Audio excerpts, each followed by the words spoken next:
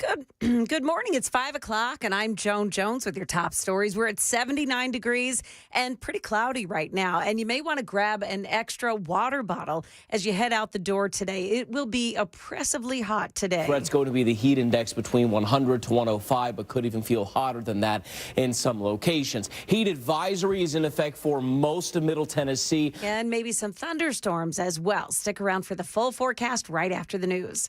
Nashville Electric is cutting off electric service to some residents in Goodlettsville area tonight. That outage could last from 6 to 8 hours. NES saying that they'll be doing work to upgrade power lines. A judge has decided against making a decision on Kilmar Abrego Garcia's freedom before his human smuggling trial begins. Yesterday, the judge declined to make a ruling, but suggested that the government prosecutor's case against him is weak. Abrego Garcia's attorney is fighting against him being deported to a third country. He spoke to Channel 4. It's hard to think about being in that position if you get dumped in a country where you have no contacts, have no language skills. It's a hard thought. Another judge in Maryland is considering blocking the Trump administration from immediately redeporting Abrego if he is released. Overnight, the Senate approved a White House request to claw back $9 billion from the federal budget. It was a narrow win because of Susan Collins and Lisa Murkowski. They both voted with Democrats. Also, one Democrat senator was not in attendance for the vote because of illness. That bill slashes funds to funds for foreign governments through USAID, also funding for public broadcasting. It'll head to the House now. It's up against a Friday deadline for passage. Market numbers now brought to you by Beacon Capital Management online at beaconcm.com. It was an up and down day for stocks on Wall Street. The Dow gained 231 points, the Nasdaq added 52, and the S&P grew 20. The Labor Department finds inflation at the wholesale level slowed to 2.3% last month compared to a year ago and was unchanged month to month. Johnson & Johnson jumped about 6% after the drug giant beat analysts' sales and profit targets and raised its full-year forecasts. PNC Financial Services Group added nearly 1% following its better-than-expected quarterly report, thanks in part to loan growth. Michelle Franzen, ABC News. Dow futures are minus 32 right now, but NASDAQ futures plus 35. S&P futures are up 4. That's the latest news. Traffic and weather next. I'm Joan Jones, WTN News.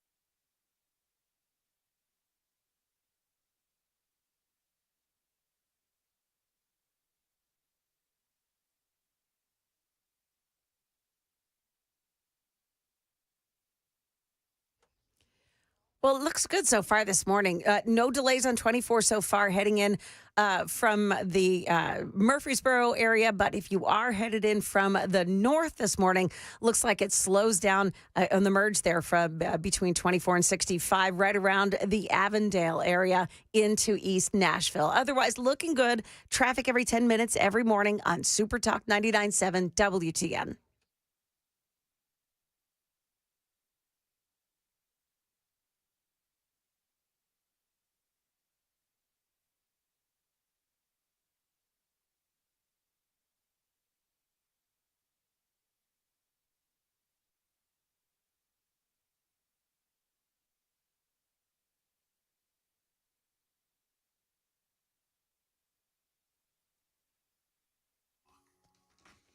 .506 Nashville's Morning News on Super Talk 99.7 WTN. Good morning to you, friends. Hope you are doing well and welcome on into a July 17th. I've got to tell you, I've got to just address it. It is clear that last night, before she came into work, Joan Jones had a morning and an evening of nicotine and whiskey. Yeah, it was a bender. Was that what it was? It was a Is that bender? what they call it? I don't even know what that means.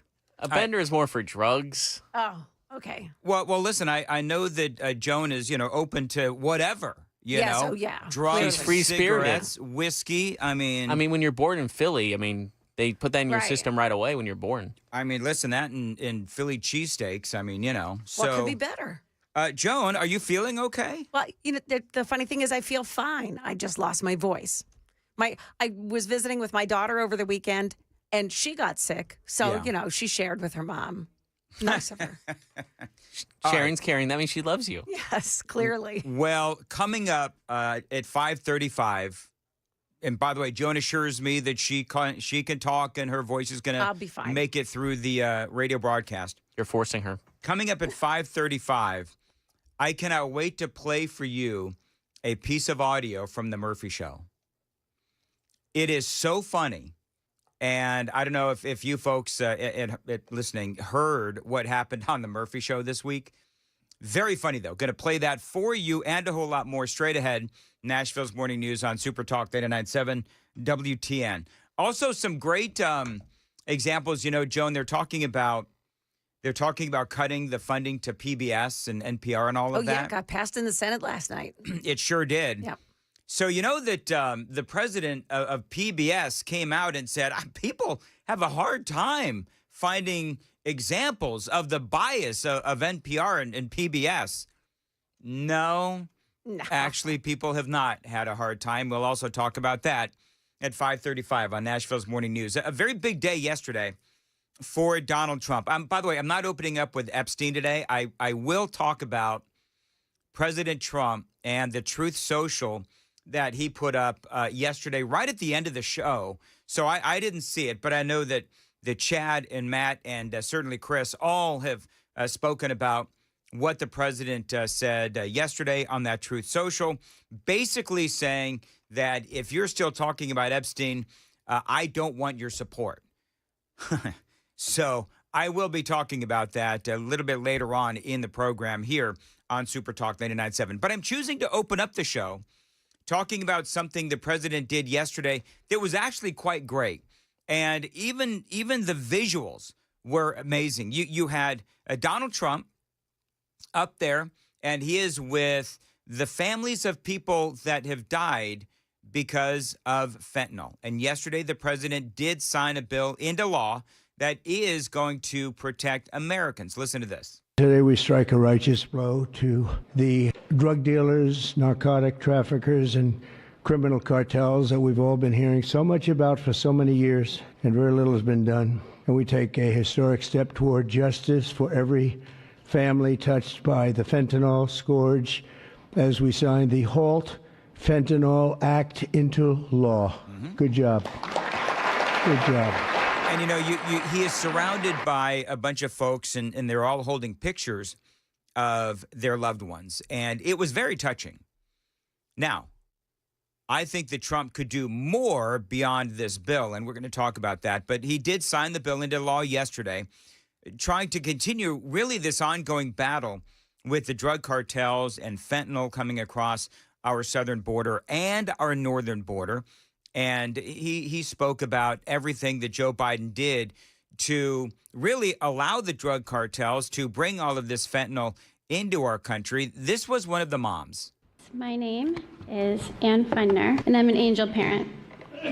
1 year ago today, on July 16th, I stood in front of America and told the story of my son, Weston, at the RNC, and about how he was a beautiful, loving, had a wonderful life. Yep. We did everything right. But one pill, one mistake, given by a friend under peer pressure, took his life. Yeah, and the president is obviously trying to stop it, and he did sign this bill that would permanently classify fentanyl and fentanyl-like substances among the most dangerous drugs. Now, what that is going to do is it's going to increase punishments for drug traffickers and curb the opioid epidemic. That's the plan anyway, and the president spoke about that because he had a lot to say, and especially when it comes to Joe Biden and what happened in the 4 years of the Biden administration. Remember, part of what was going on is that because the Border Patrol was so overwhelmed with people coming across our southern border, that the drug cartels very easily could sneak in the fentanyl. Joe Biden knew it, didn't do anything about it. Well, maybe Joe Biden knew about it, but certainly Alejandro Mayorkas knew about it, and we certainly know about it as well. It's Donald Trump that is doing something about it. In the last 4 years, fentanyl became the #1 killer of Americans ages 15 to 48. And children under 14 are the fastest growing demographic. President Trump, for 4 years, we felt ignored. But you've changed that, and we appreciate that so much. There were a lot of tears yesterday. Under Biden's administration, of course, again, the wide open borders, the number of deaths skyrocketed. And again, by the way, let's not forget that we do have drug cartels in Mexico making the fentanyl. Those ingredients, though, have been coming from China. And it's not just illegals who's taking the fentanyl across the southern border, but we have obviously American citizens doing the trafficking as well, people here on visas and so forth. So these drug dealers and these drug traffickers, they come in all forms. And part of this bill is that these folks that are doing this, these drug dealers and drug traffickers, they're actually going to now get a lot more time in jail. The punishments is going to be a lot harsher. Meaning anyone caught trafficking these illicit poisons will be punished with a mandatory 10-year minimum sentence in prison. We'll be getting the drug dealers, pushers, and peddlers off our street, and we will not rest until we have ended the drug overdose epidemic. And it's been getting a little bit better, but it's horrible. Yeah, the bill signed on Wednesday formally places the drug into a category of controlled substances that yields harsher federal prison sentences, including, again, that 10-year minimum for possessing 100 grams or more of fentanyl analogs, versions of the painkiller that are similar but differ in chemical structure slightly. So among the bill highlights, just real quick, it does classify these drugs under Schedule 1, meaning they have no accepted medical use and a high potential for abuse, clearly fentanyl. Number 2, this gives law enforcement more power to battle the drug traffickers. That was a big part of this bill, and I love this. Harsher penalties for the drug dealers and the cartels. And yes, it does ensure that the FDA-approved Schedule 2 fentanyl, they say, can still be used for legit medical purposes. This is one of the fathers, again, as he is holding a photograph of his son. He is talking about how appreciative he is of Donald Trump, especially, by the way, when you compare it to the train wreckery of the Biden administration. I would just like to say thank you, Mr. President, for stopping the border crossings. Full stop, mic drop. It was amazing what you did. We were being gaslit, and you came and lit a fire to that story, and we're a lot safer for it. Thank you so much. Thank you. Mr. I mean, President. just a great moment. And the critics, of course, are out and they're screaming about a number of different things. We'll talk about that straight ahead. It is 5:15 on Nashville's Morning News on Super Talk 99.7. Time to check the roads. Looking good so far this morning. No big delays to speak of on the major roads heading in. Traffic every 10 minutes every morning on Super Talk 99.7 WTN. Thank you, Joan. Today, as far as your weather goes, a high of 95, scattered thunderstorms as well. 77 degrees at Super Talk 99.7. So, talking about what President Trump signed yesterday, this bill that will do a number of things to curb fentanyl coming into our country.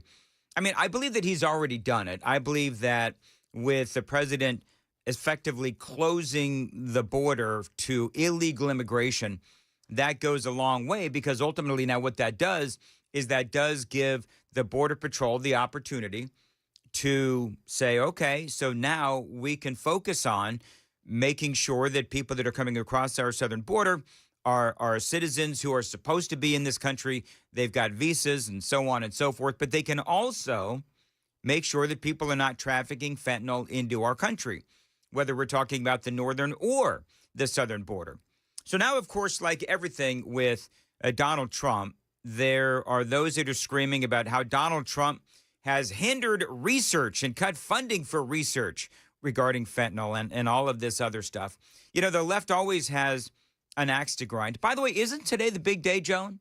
Isn't today the big day For the protest, the Good Trouble protest? Yeah, Isn't that today? Yep, sure is.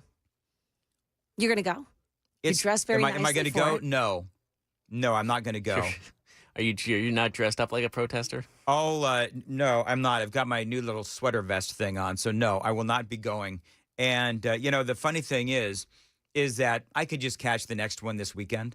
Oh, right. Do you know what I mean? I mean, it's gonna just be like more. They're on tour. Yeah, it's like it's like Groundhog Day. If only, you know what I wish they would do? Just like, the Steve Miller Band, who had to cancel tragically. The Steve Miller Band having to cancel their tour because of climate change. Strange, it doesn't seem to be impacting all of these protests. Yeah. No, because they're saving lives. We'll get into what the Steve Miller Band did. People are openly guffawing, laughing, mocking at the Steve Miller Band for their... I didn't hear about this, so I got to look this up now. Sounds like they didn't sell enough tickets. They did not clearly sell enough tickets. We'll talk about all of that. I'm getting distracted. So the left always has an axe to grind, but I would say that at least Donald Trump is doing something and has done a lot to stop the fentanyl coming across our southern border, which, again, is more than we can say for Biden, who, again, left the borders wide open, overwhelming the Border Patrol so that the drugs could come across that southern border. Still happening, just to a far fewer degree, a lesser degree these days. And, ultimately, America was left incredibly vulnerable.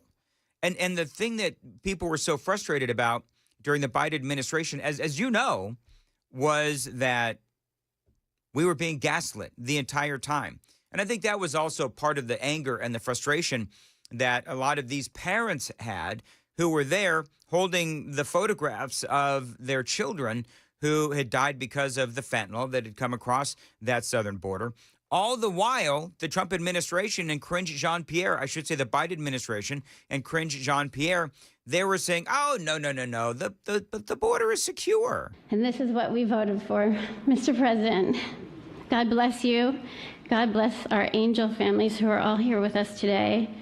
And God bless America. Thank you so much. So I love it. I do. And, I would like, though, to see the president consider, and I know that there's all kinds of legal issues at play here. I would love to see the president consider some military actions against the cartels. It is complicated. It is you got legal processes, you've got sovereignty issues, you've got, Congress to deal with. So it is incredibly complicated. But I would say bomb the hell out of the cartels. That's number one. And number two, again, let's not forget that a lot of this crap does indeed come from China. The other thing that I liked about this was that after the signing, the president walked around, after the cameras were off, And after, the media was walking away and doing whatever it is that the media does in the White House, the president walked around, Joan, and spoke to all of these families of those who had died at the hands of fentanyl. Like, I loved it. He's a compassionate man. He is a Yeah. compassionate man. And do you know what I think happens with Donald Trump? I think part of what happens with Donald Trump is oftentimes he is surrounded by swamp dwellers. He is surrounded by politicians, and I think that he gets satisfaction and inspiration from speaking to real Americans, which is exactly what he did yesterday in speaking to these angel families. So I love what Donald Trump did yesterday.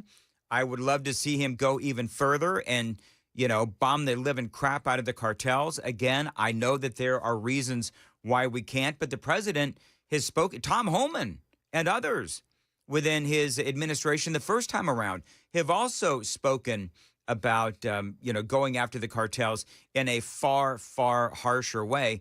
I wish that the president would, but maybe that will be the obvious next step. 521 on Nashville's Morning News on Super Talk 99.7. By the way, watch us on YouTube, Rumble, Facebook, 997WTN.com. Also, you can listen to us anywhere with the iHeartRadio app, the WTN app, the TuneIn app as well. You can find all the links at 997WTN.com. It is 521. Joan was coming up in the news at 5:30. Well, looks like PBS is hanging on by a thread after the vote overnight in the Senate. That's coming up here at 5:30 on Super Talk 99.7 WTN.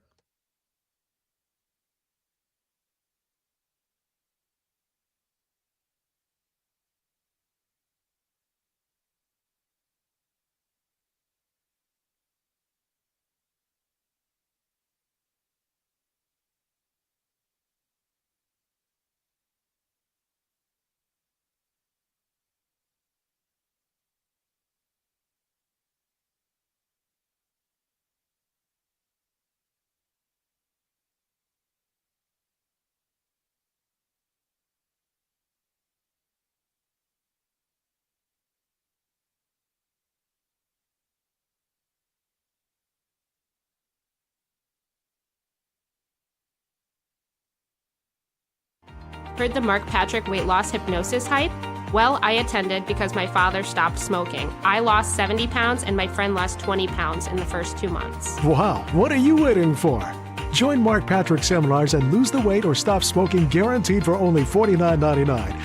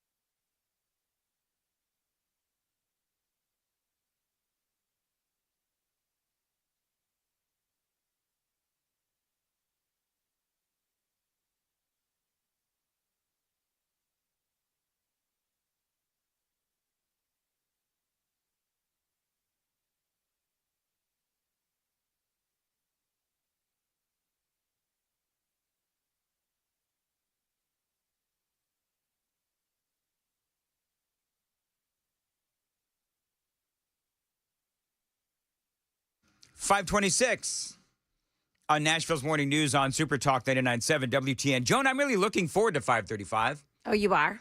Because so we've got the examples of NPR bias coming up. Oh, I love it.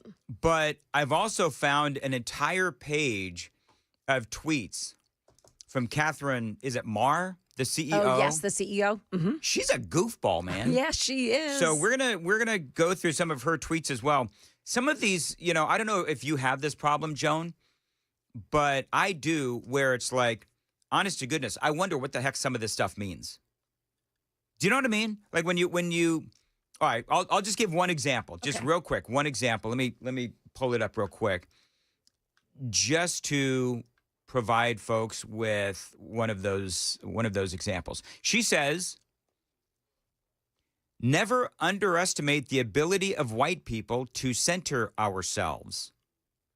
Like, do you know what that means? Like, I honestly don't know what that means. Do you know what that means? I do not. KGB, any ideas? Do you know what that means? I'm trying to think, but it's almost like she's trying to be like that wise sensei, like trying to say riddled words to make you understand it. Kind of like she's trying to be a little Kamala Harris-y. Kind of like when Kamala would try to be, wisdom Kamala. But what is it? God, I honestly forgot it now. What is it? What can be? Oh my God, I forgot it now. She also what can be? Don't be burdened.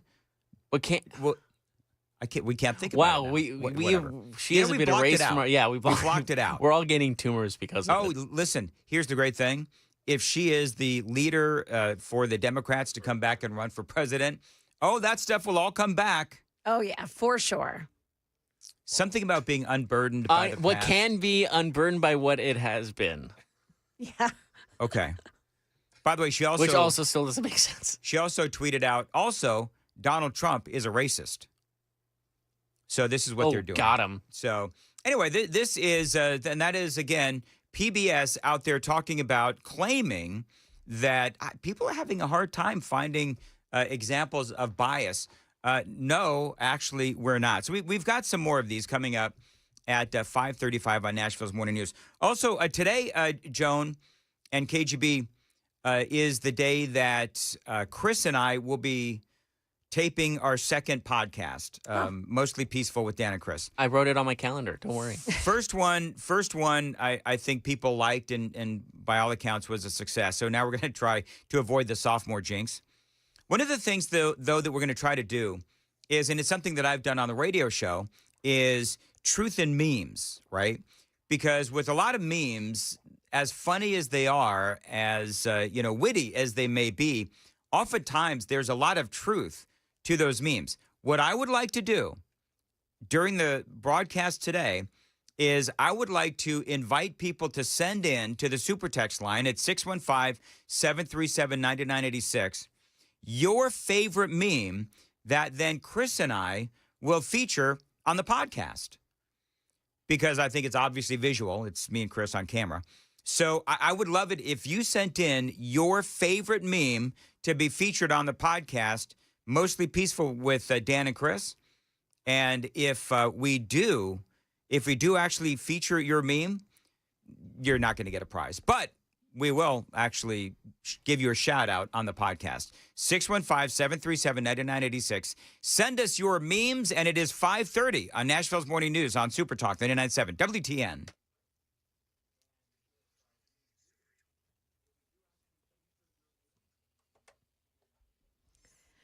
Good morning, 5:30. I'm Joan Jones with your top stories. A slow-moving vote-a-rama in the Senate is now over, and that rescissions package that cuts funding for USAID and public broadcasting has passed.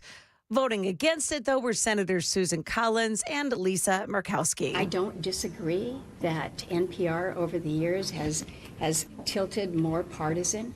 That can be addressed, but you don't need to gut the entire corporation for public broadcasting. That bill now heads to the House.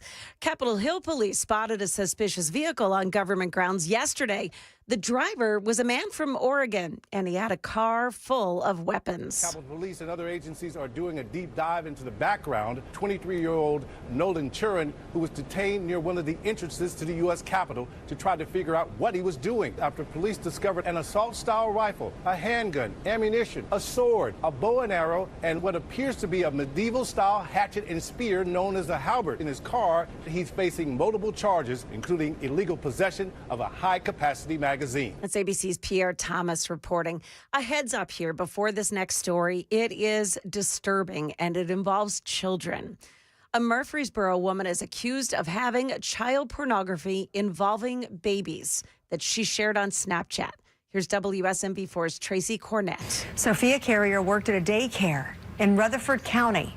This investigation started in March. Carrier was arrested at her work. Court documents say she admitted to uploading and sending the videos with other users online. Carrier is in jail on a $120,000 bond. That is the latest news. We've got traffic and weather ahead. I'm Joan Jones, WTN News.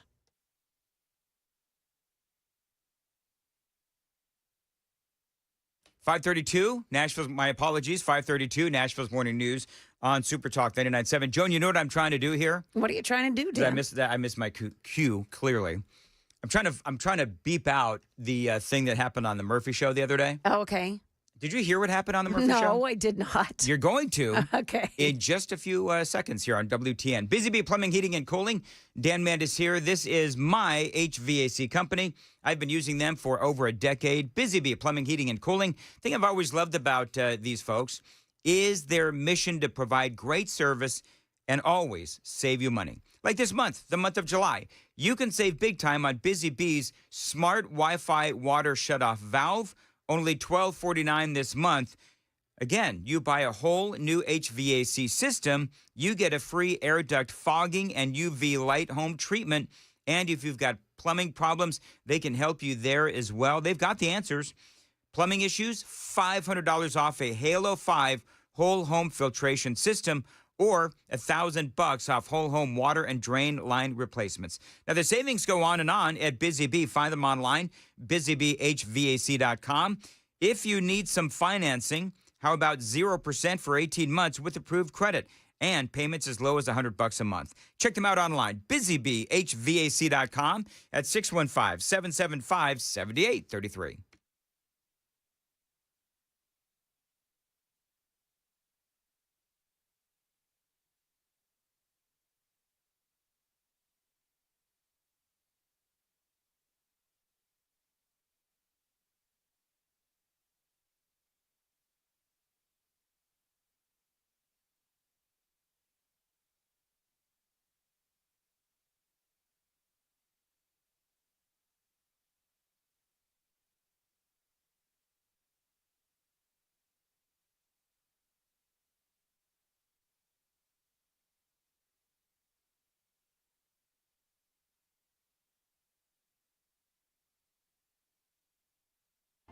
Heard the Mark Patrick weight loss hypnosis hype?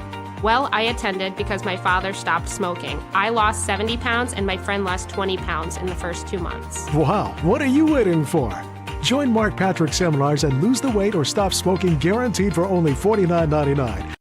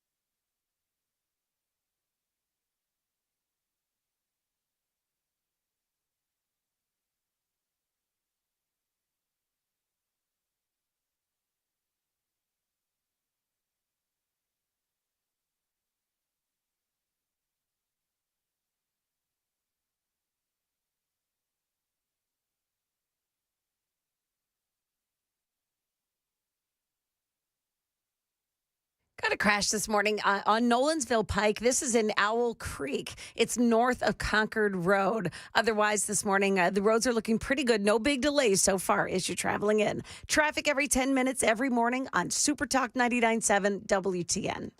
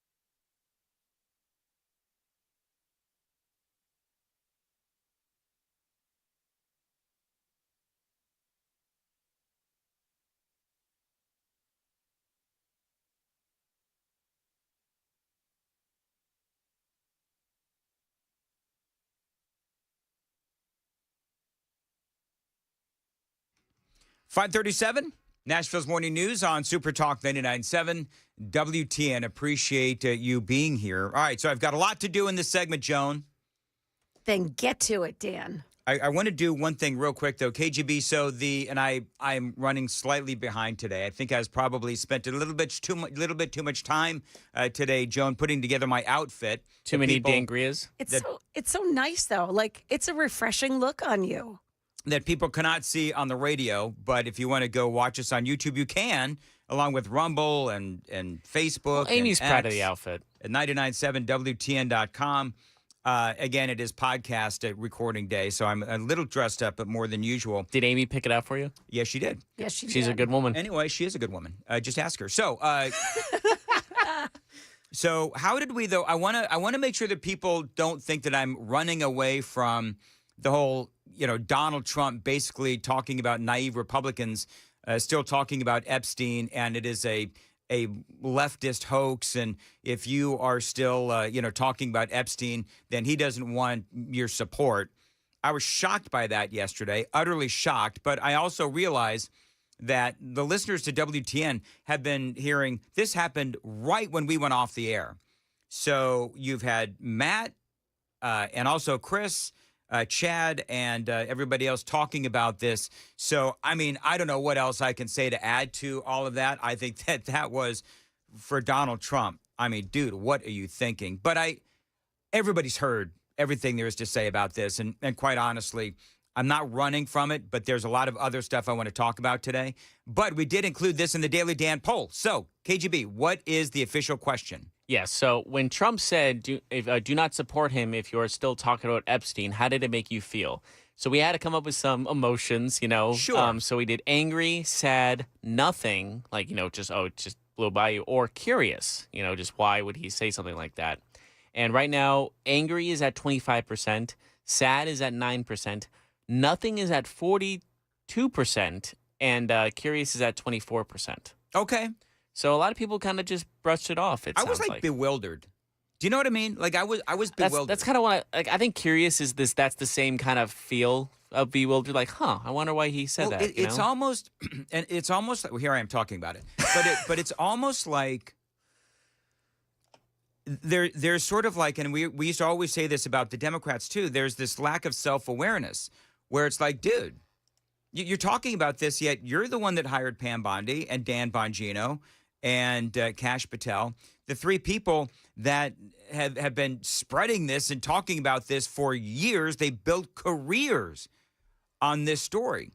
So how exactly is this a hoax? And by the way, it's not a hoax because all of this actually did happen. So I didn't understand. I don't know, Joan, if you have any opinion on this before we move on. But Susie Wiles may be on vacation or something because he's just letting loose in all the wrong ways. It was like, dude, what are you doing? So I mean that was my frustration and my bewilderment at what the president did. because that's a great point, Joan. There's got to be a lot of discussion behind the scenes about how he is handling all of this. Donald Trump. There must be. And as I said yesterday, or whenever I said it, but two things can be true. Trump can be off base on this, but he can also be accomplishing a lot of really good things. So I just think that he's reacting to this. And every time he does something like this, then the conversation continues for yet another day. I know. So he's just got to stop. Let people talk about it and let people, if you're going to get criticized for this, President Trump, there are reasons why people are criticizing. And so I'm not running away from this story by any stretch of the imagination. I just understand that you folks have heard hours and hours and hours and hours of this conversation, and you probably need a break from it. So, I mean, that's my official opinion on what the president did yesterday. Major, major, major error on the president's part. You guys want to hear what happened on the Murphy Show yesterday or earlier this week? I want to hear it. All right. Did you hear this, KGB? Do you know what I'm talking about? I think I did. I was working traffic, so I think I caught a slip of it. And he was released when it was determined by Glenn Funk's Funk's district attorney's office. Did you dump me on that? Yeah, it's probably best. Yeah, that was. It was a mistake. Yeah, but it wasn't. That was good. I was trying to say Glenn Funk's district attorney's office, and I did not say Glenn Funk. No. See, here's the funny thing, though. I actually like his original version better. There was the F-bomb. I have a question. If it's a slip up, is it still considered like a curse word? Like he didn't intentionally say the word; it was just a slip up. Like is that still like FCC? To be honest with you, I don't think it is actually an FCC violation. I could be very wrong by that. I don't know, Joan. What do you think? Is that an actual FCC violation? An honest slip up? Yeah, because that was clearly a mistake. Yes, it is. Oh, it is. Oh. I guess because the word is still pretty bad. Shocking thing is I've been a radio programming executive for decades, and I apparently did know that. Let's play this one more. That's why you have a dump button. That's why it's important, and it's required. So. I don't think we would get fined. Let me put it another way. I don't believe we would get fined for that. That'd be a warning. No, I think that there may be a fine for that. Really? Yeah, I do. Want to test it? Nope. No, we're good. Let's play this one more time. And he was released when it was determined by Glenn Funk's district attorney's office. There you go. Well, again, hey, I like Matt's original version. YouTube is uncensored. That's right. It's on is YouTube. Uncensored. Well, so another reason to watch on YouTube. Mm-hmm. Or Rumble or Twitch or Facebook so you can watch or a X. potty word being said. Wow. That's exactly right. That's what we need, more potty words on YouTube. Yeah. That's what Cursing's people are clamoring for. Cursing might be a little fun. All right, moving right along. Lots of people sending in their memes to 615-737-9986. Chris and I filming our podcast today, videoing our podcast today. We're going to feature memes and truth in memes. And so if you want to be featured, if you want us to feature your meme, send it in right now, 615-737-9986. Can I play something real quick? This is Anna Navarro and Brad Palumbo on Abby Phillips' show on CNN, where basically what Anna Navarro is doing, and by the way, we've spoken about this before. Have you noticed that Anna Navarro, she has this really weird tendency to, when issues or topics of immigration come up or illegal immigration come up, she lays on the accent it gets really heavily. Thick. Yep. Oh, my Lord, have mercy. Yeah. Sounds familiar. So she is going after, Anna Navarro is on this panel with Brad Palumbo, who is a white guy. And they're going back and forth on what else, illegal immigration. And what she does is she seemingly just dismisses what Brad Palumbo has to say because he is white. Listen to this. Talked about a reign of terror. That is hyperbolic. No, it might be hyperbolic for you as a white man. Oh, okay. It's certainly not hyperbolic for me as a Latino. No, I'm not being racist. It's incredible to dismiss my opinion for being a white man. No, I'm not dismissing your opinion. I am telling you that the Latino community, the brown community in America. Okay, well, let me speak with my voice.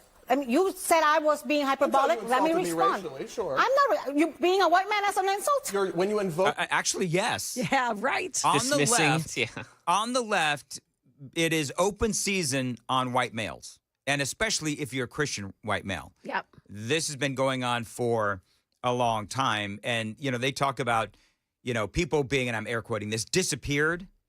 The left wants to disappear white males. I mean, let's just be honest. Anyway, more. Okay, to dismiss my Being a white man is an insult? When you invoke it, Do you think Latinos are living under circumstances that other people may not be right now in this country? We're about to have a whole conversation about that very thing. Well, I mean, to put this in its proper context, I would say to Ana Navarro that if you are, and we've gone through this 1,000 times, and that's why Brad Palumbo is right to say that Ana Navarro and people on the left are being hyperbolic because they're saying, oh, Latinos they're living in the shadows. Oh, no, they're gosh. not. No, they're not. Not if they're legal. They're Batman. Not if they have their papers. Not if they are, living within the immigration rules that we have in this country. No, they are not. So Ana Navarro is being hyperbolic, and people on the left are being hyperbolic. And Brad Palumbo is absolutely right to call out this insanity, this sort of panic selling that the left is trying to sell. Here's a little bit more. But I just want to make a point that, Brad, all she's saying is that her view of the situation is different from yours. I don't think that's an insult. She basically said I'm wrong because I'm a white man. She just said I see it. No, I said I see it differently. She said. So in other words, I just want to make sure I have this right. So according to Ana Navarro and Abby Phillip over there on CNN, that because this is, I believe, what they're saying, that your perspective, Brad Palumbo's perspective as a white male is going to be different than those in the Latino community. Therefore, it is worth less. I mean, that's kind of what I feel like they're throwing down. Maybe I'm being hyperbolic, but I don't think so. Joan, what do you think on this? I think that she's ridiculous. Okay, I would agree. But if we're talking about Ana Navarro, you've got to put a big old roll on that R. Sorry, Ana Navarro. It's ridiculous. Who is Latino? I see it differently from you, which is not an insult. It's not, and it's also not a racial It's also insult. not an explanation why I'm wrong. But So they went on, and that was You just said you're a white man and didn't explain anything after that. There was no reasoning. It was just saying, oh, you can't say that because you're white. It's so racist. It's so incredibly racist. Well, let's be honest. Which side of the aisle is more racist, the left or the right? It is clearly the left. Speaking of the left, Steve Miller. Yeah, it is clear. This is great. great. I saw this. I found I have the actual post if you want me to read it. So I've got the post. Oh, you do? So It's so good. they apparently were getting ready to go out on tour, and they have now canceled the tour because of climate change. So here's what they say. Dear Steve Miller Band fans, you make music with your instincts. You live life by your instincts. Always trust your instincts. The Steve Miller Band has canceled all of our upcoming tour dates. They say the combination of extreme heat, unpredictable flooding, tornadoes, hurricanes, and massive forest fires make these risks for you, our audience, the band, and the crew unacceptable. Where are you having these concerts? So you can, right, are they going to the hill country? Yeah. Are they going to the Texas? middle of the redwood forest in California? So they say you can blame it on the weather. The tour is canceled. Don't know where, don't know when. We hope to see you again.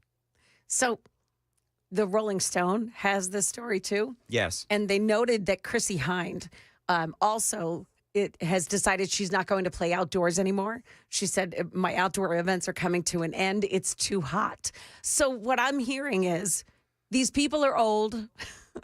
Yes. They don't tolerate the heat very well anymore. And they haven't sold very many tickets. They're not selling tickets. Yeah. Joan, that the big issue, they're not selling tickets. Yeah. Why is it so hot in July? I don't get it. Yeah, I know, right? It's summertime, folks.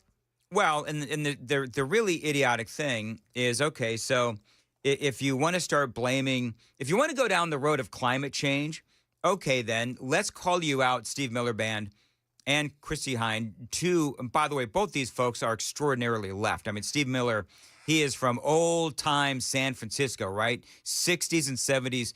Dude is, I don't know how old he is, but he's really old. But if you want to start, talking about, climate change and all these other things, can we talk about the He's 81. He's 81 years old. Oh my gosh. Can we talk about the carbon footprint of your tours in the 70s and the 80s with all of those trucks, right? They had all of those trucks. You've got all the, I don't know the carbon footprint of drugs, but you've got all the trucks and everything else and all the planes, his jet airplane that he was flying around in, all that kind of stuff. What songs do they have? Oh, Steve Miller? Yeah. I'm not going to, you're a little young. Yeah. But they've got, The Joker, Midnight Toker, all that stuff. You've got Fly Like an Eagle. You've got Jet Airliner. You've got Take the Money and Run. And that is all I know, as a matter of fact. So, but I'm not going to take it away from, Steve Miller. But, dude, take it away from him. You're not selling tickets. That's the, and people are laughing at them. Oh, all they must over be. the country. They canceled the tour before the first date. He had me until forest fires. That's where I got confused. I'm like, why? Why is you're in cities? You're in stadiums. Like, what? There's no forest around you. You're fine. Yeah, people just. It is obvious that they're not selling tickets and they're looking for someone to blame. You know what the funny thing is? The sad thing. I'll say this is a sad thing. You know, the sad thing is that, to me, what this is going to do is it is going to tarnish the reputation and the legacy of Steve Miller, who is a very good musician, by the way. But now I'm just here to tell you that whenever I think of Steve Miller, I'm going to think of this. How he said that he was canceling the rest of his tours because of climate change. And if you believe in climate change, well, then you can point the finger right back at Steve Miller because of all of those tours that he did with all of those, big semi trucks going across America with all of that carbon footprint, instead of just admitting, you know what, I'm 81 years old. More than likely, dude can't sing anymore, by the way, and nobody's buying tickets. And now he's made himself into, quite frankly, a joke. He'll make great concerts at the old folks' home. Oh, Jungle Love. That's another one. Go. Jungle Love. In the Rolling Stone, they also, as part of their way to bolster this notion that there's too many events that are being, environmental events. Right. They said that Bonnaroo was forced to be canceled because of weather-related flooding.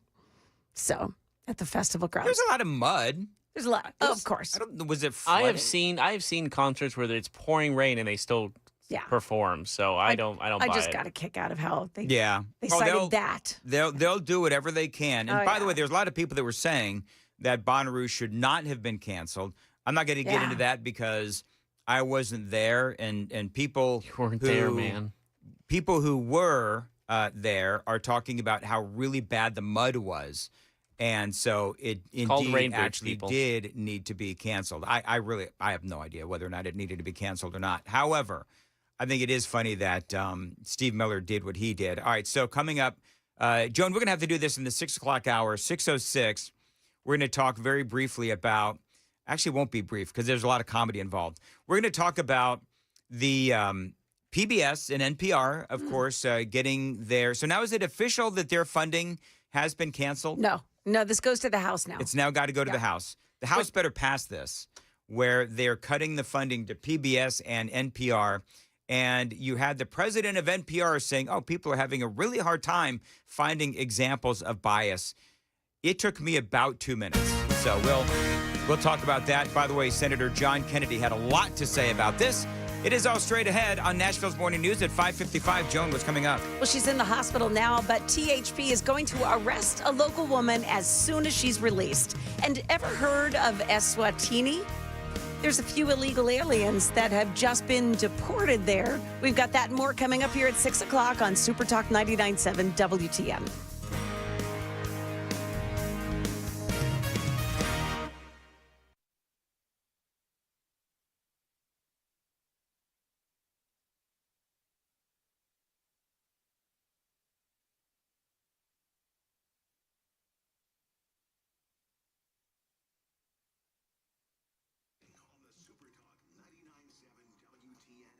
Mark Spain Real Estate. Listen, if you're thinking about selling your home this summer, right now is the time with Mark Spain Real Estate and that guaranteed offer. You can sell your home quickly and for maximum value. You can make the most of your summer by selling your home with that guaranteed offer. You can skip all the hassles of a traditional home sale and sell your home quickly without the stress of showings, open houses, and those costly repairs. Mark Spain Real Estate's guaranteed all cash offer allows you to sell your home in as little as 21 days and move when you are ready. They've got over 13,000 five-star reviews at Mark Spain Real Estate.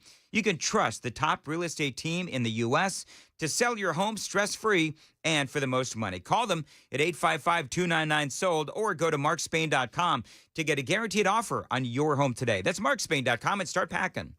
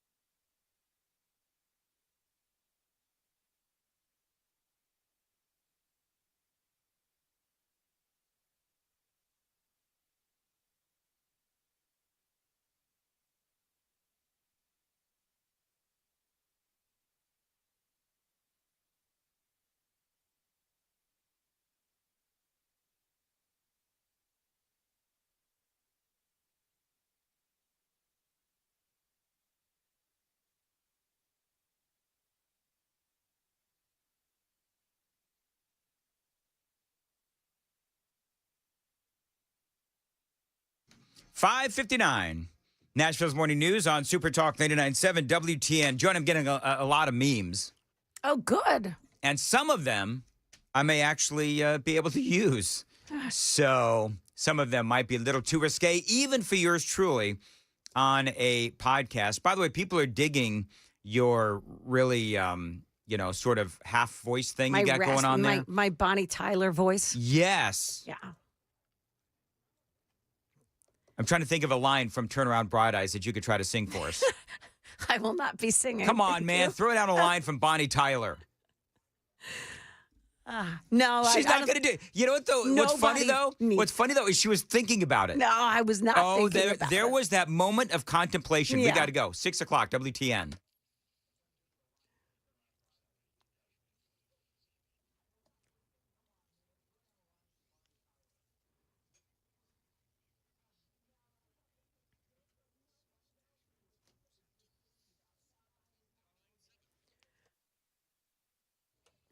Good morning. It is now 6 o'clock, and I'm Joan Jones with your top stories. We're at 77 now. It's partly cloudy, but we'll go to 96 again today, and a heat advisory issue throughout Middle Tennessee. A woman is facing charges for causing a crash that injured her children. That crash happened yesterday morning on Harding Pike. WSMV4's Marius Payton with that story. Metro police say 35-year-old Carlisha Norwood was weaving in and out of traffic when she crossed over the double yellow line and collided head-on with a Toyota Tacoma. Her 2 children were taken to Vanderbilt with life-threatening injuries. Police say she admitted to taking prescription medicine before the crash. And she'll be charged upon her release from the hospital. Environmental and civil rights groups filed an appeal to the permits that were given to Elon Musk for his supercomputer facility in Memphis. Now, the groups say that emissions from the turbines are creating a stench in the majority black community. Shelby County Health Department issued permits for the turbines earlier this month. The Trump administration has deported a group of illegal aliens who had been convicted of violent crimes to a small African country, Eswatini. Those men were from Cuba, Jamaica, Laos, Vietnam, and Yemen. They had convictions for murder, homicide, and child rape. The government of Eswatini said that they were transferred to correctional facilities alongside similar offenders.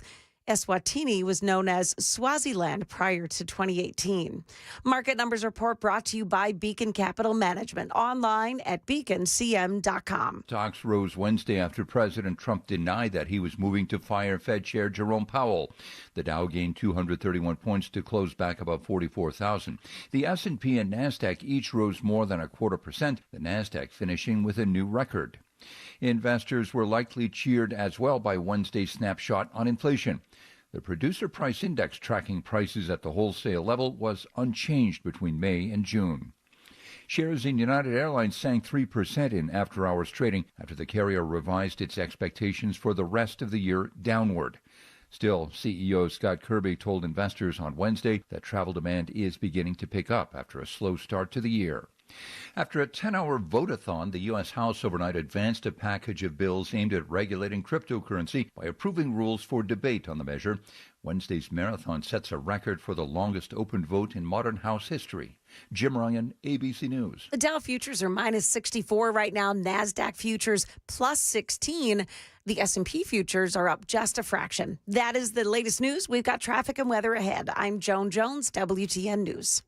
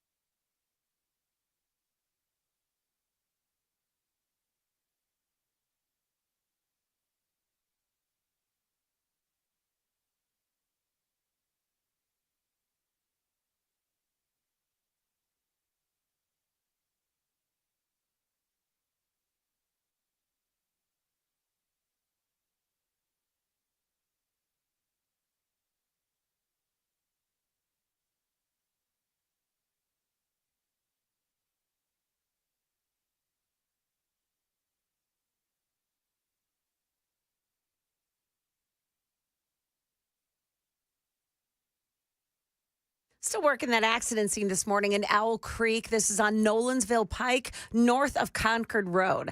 Now, you've also got a crash in East Bank on Spring Street at Cowan Road. And just some delays beginning now on 24 in the westbound lane, starting around the Laverne area. Looking like it's getting slow as well if you're traveling on 65 into the Goodlettsville area. Traffic every 10 minutes every morning on Super Talk 99.7 WTN.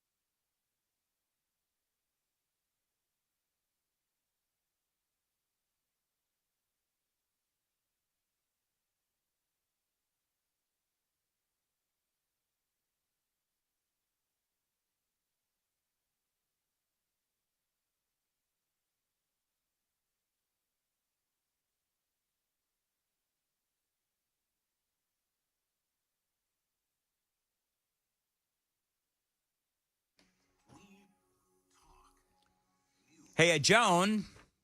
Yes, sir. I've been well danned. It is 6:07 on Nashville's Morning News on Super Talk 99.7 WTN. So I, of course, with your raspiness this morning that shocking no one is the guys in the audience are like, ooh. Right, exactly. Yeah. And so I said, because the guys are liking the raspy. And so I said, you sound like Bonnie Tyler. And I said, you should throw down a line from, Turn Around Bright Eyes and all that. Yeah. And so I've been well danned by folks in the listening audience who are saying, no. She doesn't sound like Bonnie Tyler. She actually sounds like She got Betty Davis eyes. Kim Carnes. Oh, Kim Carnes. Yeah. Kim Carnes. Yeah. I like that. Yeah, do you? You want to throw down a little Kim Carnes? No, I don't want to throw it down. Are you I just sure? said I liked it. I tell you, She got Betty Davis eyes. Somebody else has said that it sounds like Demi Moore. It's not Demi, it's Demi. Demi. What is Moore. wrong with you? I know. Sorry. You probably get all your news from NPR, but probably not for much longer. We'll have to see what happens. So, real quick, because this is a great story, and I absolutely love this. NPR is about to, it would appear, lose their funding. And by the way, I do believe that they should lose their funding for a number of different reasons. Is it wrong to have glee for that?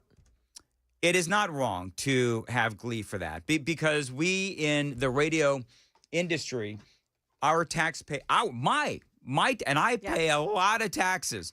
My taxpayer dollars is going to fund my competition, basically.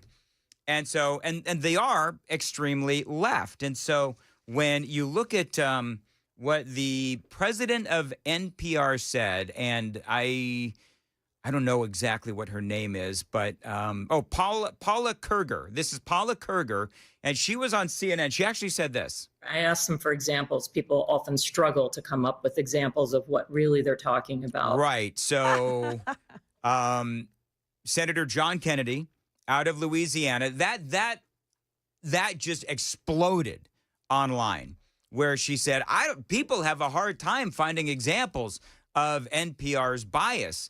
So Senator John Kennedy out of Louisiana, of course, one of my favorites, says, well, we actually have some examples. And he starts posting all of these examples that he has come up with over the years. This was, of course, on the Senate floor. Here's another one. This came from Louisiana Public Broadcasting. Becoming Papa, father's key to gender justice. I can tell you that's every mom and dad in Louisiana. When they lie down to sleep at night, and they can't, they're lying there worried about gender justice. Gender justice, Joan. Not. So, unbelievable. Gender justice, that's one such example. Here's another one. Of course, there is a preponderance, of course, over there on NPR of race baiting. how America's history of racism connects to divisions today. All right, so calling, of course, America racist and all these other things, which, you know, all that race baiting, there's always going to be a place for that on NPR and certainly within the left. And it does continue with Senator John Kennedy with some white shaming. The hidden racism of young white Americans. Your tax dollars. The hidden racism of young white Americans, courtesy of NPR.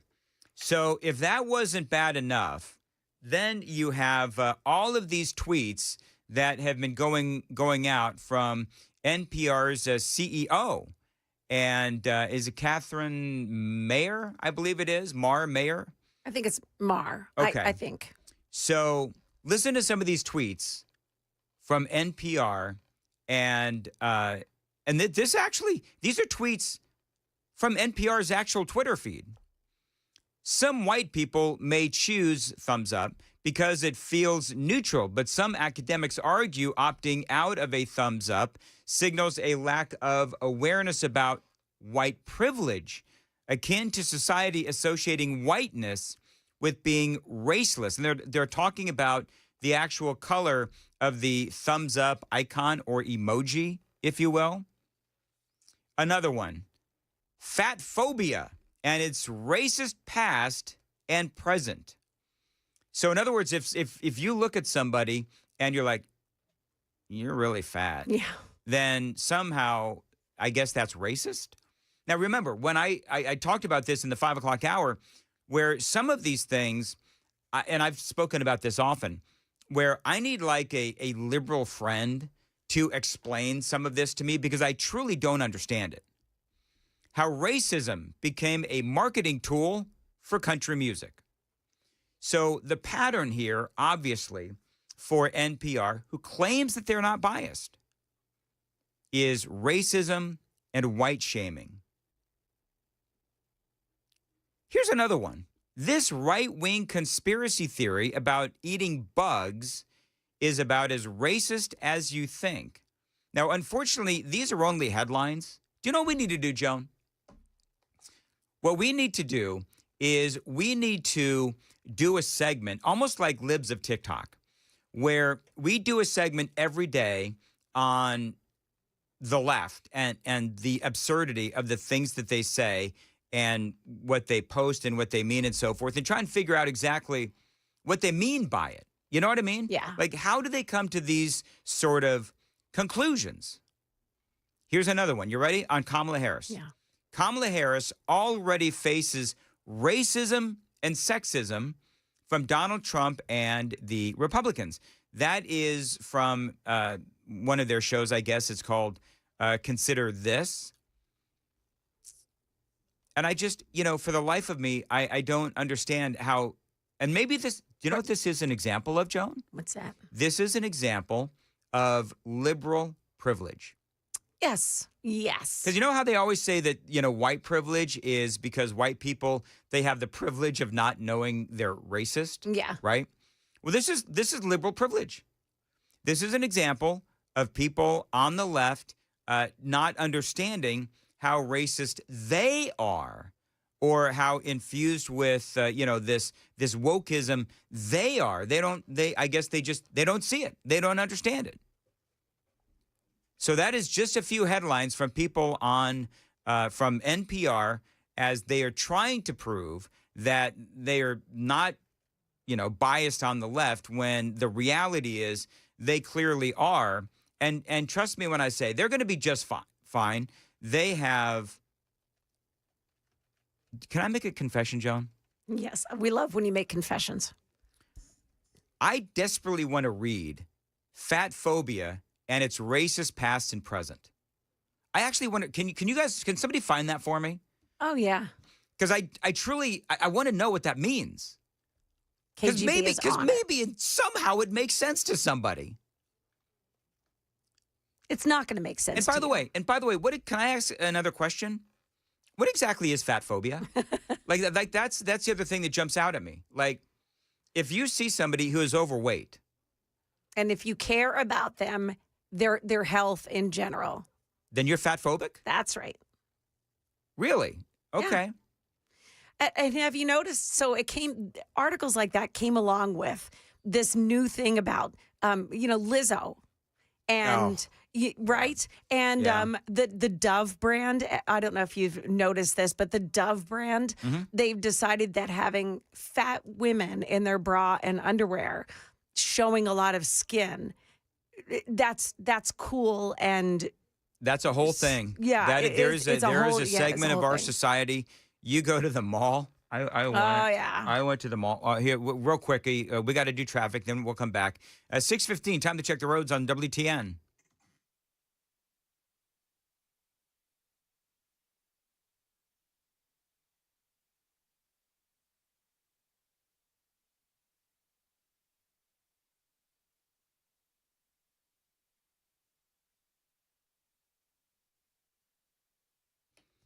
Thank you, Mason. 6:16 on Nashville's Morning News on Super Talk 99.7 WTN. Talking about that Dove brand and all that, is that you go to the mall, and I actually went to the mall yesterday, and you do see some folks that they are morbid. And I've got my own problems with weight. I've been battling weight issues for years, but I got to tell you that going to the mall and seeing girls where they've got like triple bellies. You know what I'm talking about? I do know. Like it's like layer after layer, and it's like the belly is like down to like mid to upper thigh. Yeah.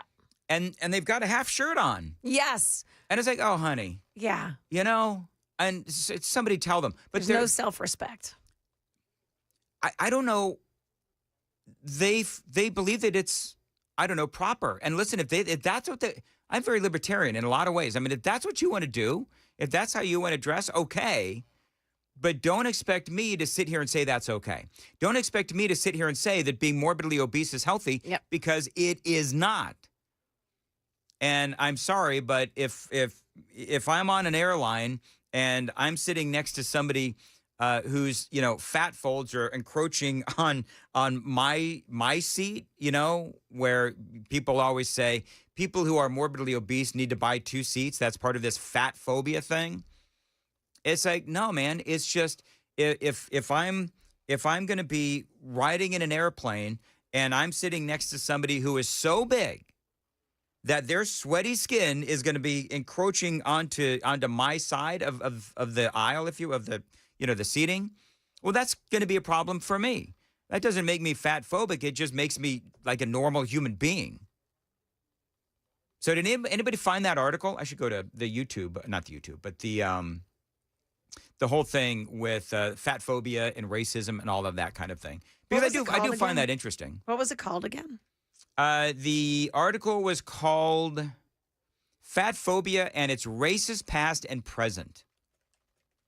It is from July 21st of 2020. Do you know what I'd be willing to bet? I'd be willing to bet that nobody's going to be able to find the headline or the story from NPR that says Fat Phobia and Its Racist Past and Present, because they pulled it down because it is so dumb. No, I have it. You have it? Actually showed up. Yes. All right. So how long is it? Like, is this something that we can kind of like go over very quickly and then move on? Because I've got a lot of really important stuff. Actually, I was on Twitter. Okay, so where does our preference for thinness really come from? Sabrina Strings explains in her book called Fearing the Black Body. The answer is complicated.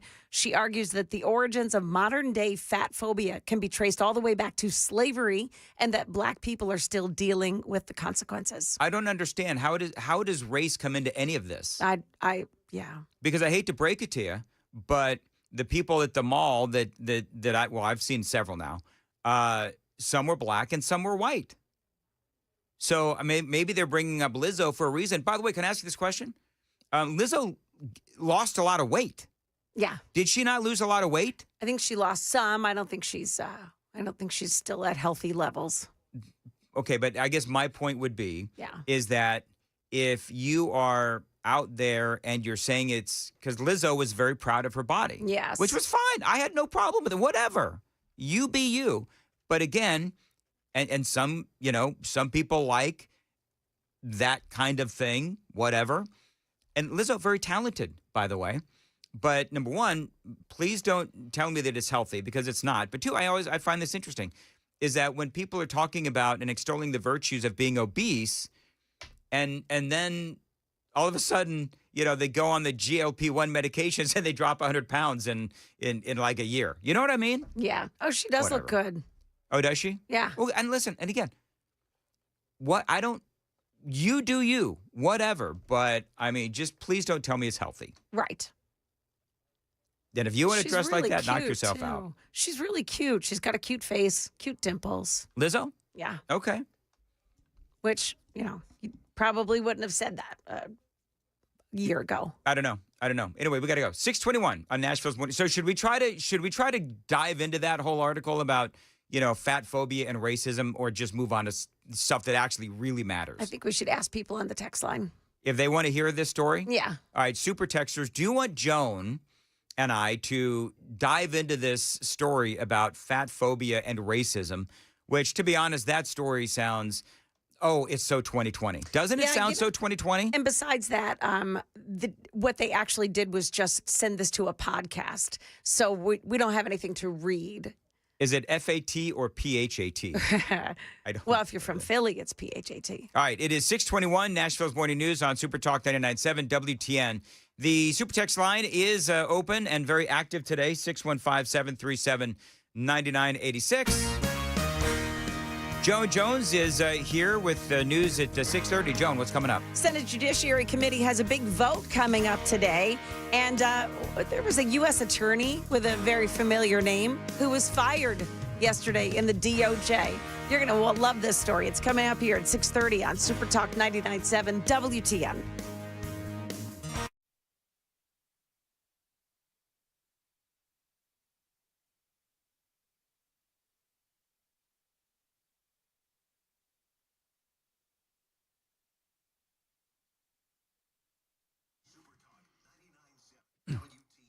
Joan, I can already tell you the masses have spoken. I was just Have you seen the super text line? Oh, my gosh, yes. There's not one person that has said, please, dive into the story about how fat phobia is racist. Not one person. Please this move is on. so Just funny. no. This no, is please funny. leave it in the pasture. All right. Move the heck on. Oh, man, that's funny. 5119 says, you're very entertaining, but please let this one go. How about 6193? What's wrong with the two of you? Stop. My bad. All right, it is 6:23 on Nashville's. We will move on, because let me tell you what we're really going to talk about today, because there is a lot of really good things that Donald Trump has done. I'm leaving the Epstein story for a little bit later on in the show, but there is a story out there. Are Americans changing the way they feel about illegal aliens and mass deportation?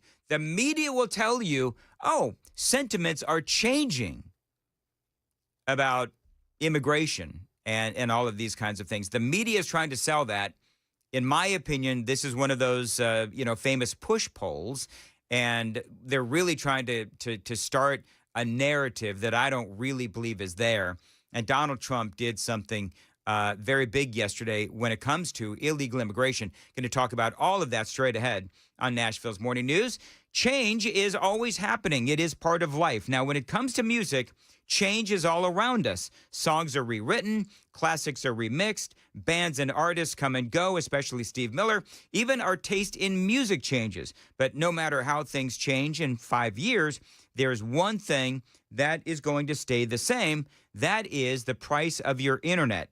Xfinity is introducing a 5-year price guarantee. That's right, a 5-year price guarantee. Now, it means that you get 5 years of the most reliable Wi-Fi with their best equipment included for a price that does stay exactly the same. Now, if you are surprised, life is full of them. One internet price, 5 years guaranteed. Learn more at Xfinity.com/deals. Restrictions apply. New residential customers only. Taxes and fees extra and subject to change. Most reliable Wi-Fi based on Open Signal Awards USA. Fixed broadband experience report August 2024.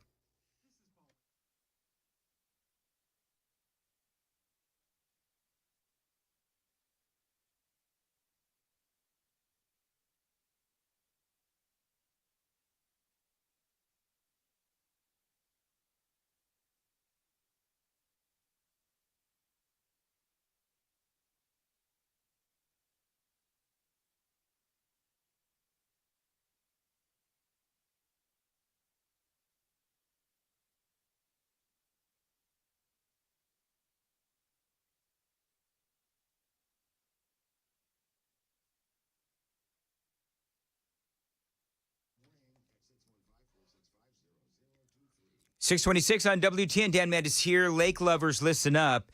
Tennessee National, a lakefront resort, golf, and marina community. They are releasing a brand new phase of lake lots, one day only on Saturday, July 26th. If you've always wanted to live by the lake, you've got to check out my friends at Tennessee National and these great opportunities for you. Cottage packages with boat slips, they are starting at $359.9. An acre and a half lake lots with covered boat slips, they are starting at $99.9. And listen to this, this is new. Move-in ready homes with free upgraded outdoor and kitchen, they are offering lots $30,000 off.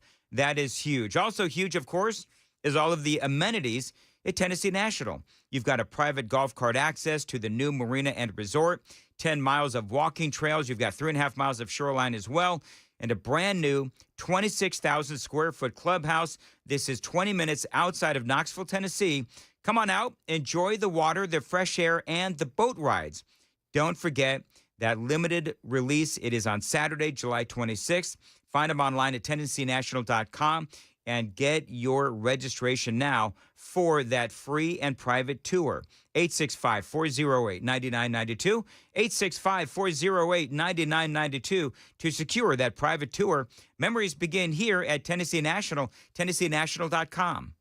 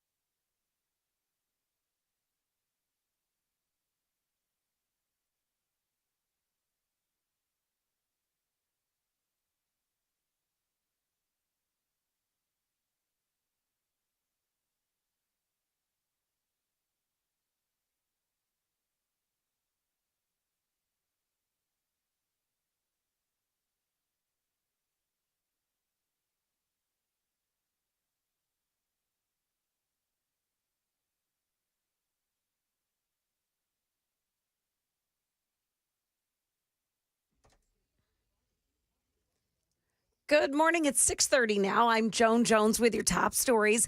The Senate Judiciary Committee is set to vote on President Trump's pick to be a federal judge on the powerful Third Circuit U.S. Court of Appeals. Emil Bove testified before the committee yesterday. There is a wildly inaccurate caricature of me in the mainstream media. I am not anybody's henchman. I'm not an enforcer.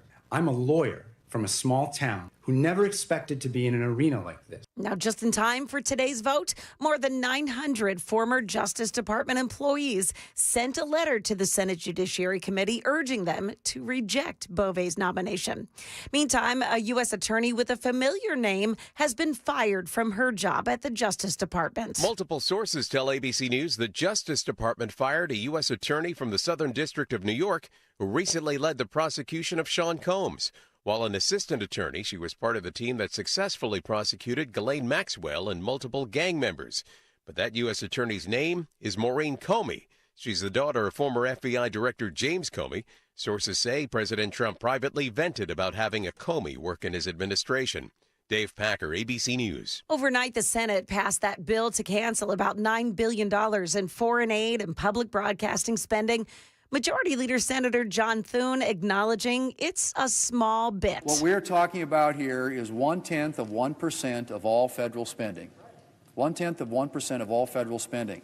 But it's a step in the right direction. And the drama from the left was on full display prior to that vote. This is a dark day for America, a dark day for rural Americans, a dark day for any American who relies on public broadcasting during floods, hurricanes, tornadoes, and other disasters. That's Minority Leader Chuck Schumer. Of course, the final vote there, 51-48. That is the latest news, traffic, and weather next. I'm Joan Jones, WTN News. Thank you, Joan. 6:32 on Nashville's Morning News. Dan Mendes here for my friends at Contours. Listen, if you are self-conscious because you don't look as good as you wish you did in your bathing suit, check out my friends at Contours right now. They're offering their Belly Buster specials for just $99 to the first 10 callers right now. It's 615-236-9960. Now, what is a Belly Buster special? A lot of people have been discovering this over the last couple of months. Basically, what Contours does is they use this cutting-edge red light technology that you've been hearing so much about. It's not only incredibly unique, but it is also effective. Most folks lose at least 2 inches across the middle. I've done it. Chad Benson has done it as well. We both love it, and you will too. First 10 callers right now gets that Belly Buster special for just $99. That phone number is 615-236-9960. 615-236-9960. It is the July special. Find out how it all works at their website. It is a great website, ContoursLLC.com. That's ContoursLLC.com.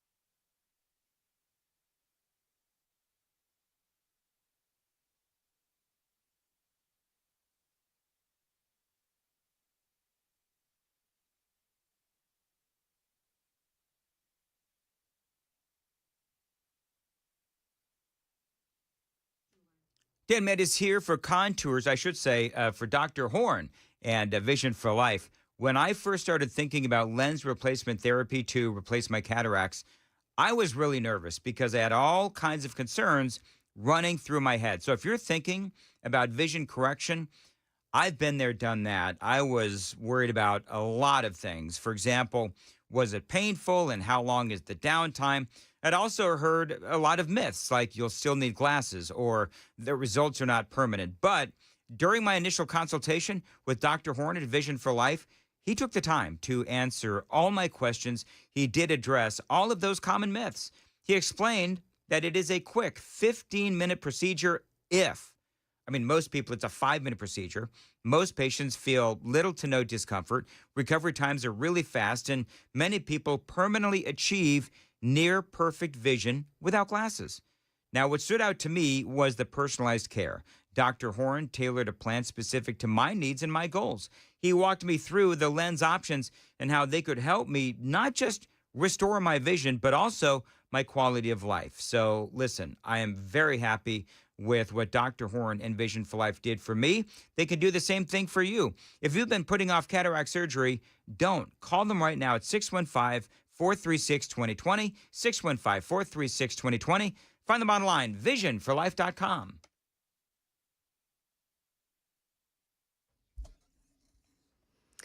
Okay, so we've got an accident in Christiana. This is on 24, the eastbound side, before Epps Mill Road, exit 89. Watch that this morning. Also, in Smyrna on 24 eastbound at Sam Ridley Parkway, there's a crash that takes out the right shoulder there, and that one is a tractor-trailer. East Bank, Spring Street at Cohen Street, there's another scene of an accident. Traffic every 10 minutes every morning on Super Talk 99.7 WTN.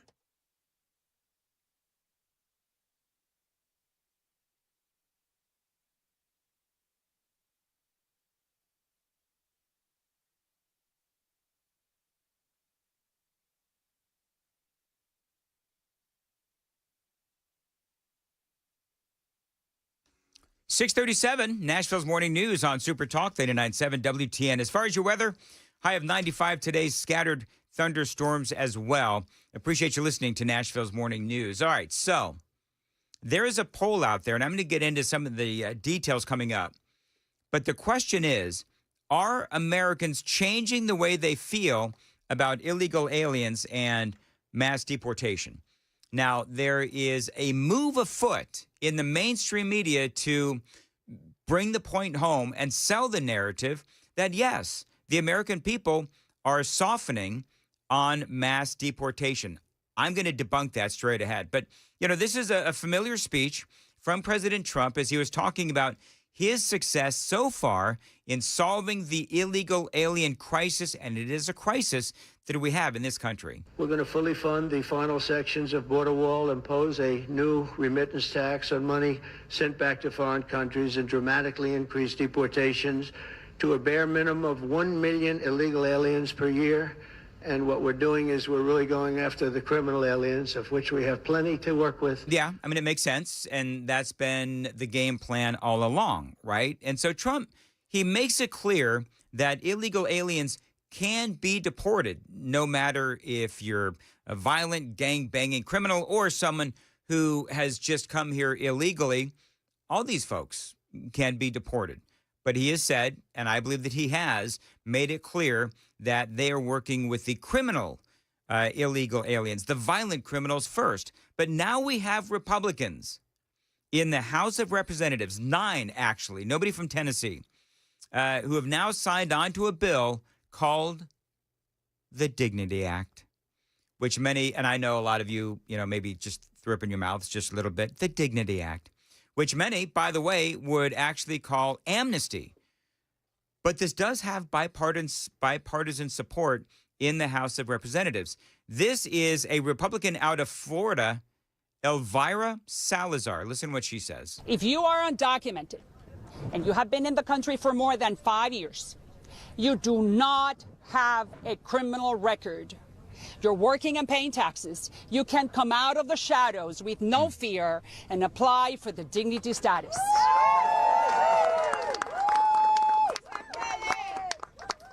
That means they will pay a fine of $7,000 over 7 years, buy their own health insurance with no access to any federal programs, and contribute 1% of their salary to the United States Treasury. That is $50 billion plus. Just do the math.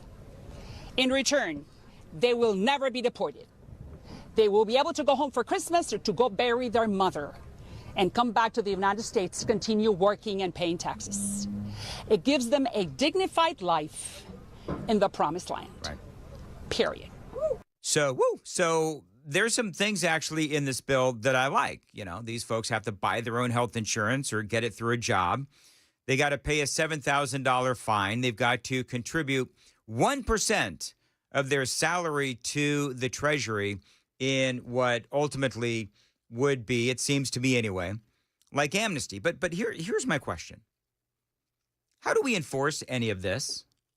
That would be my question.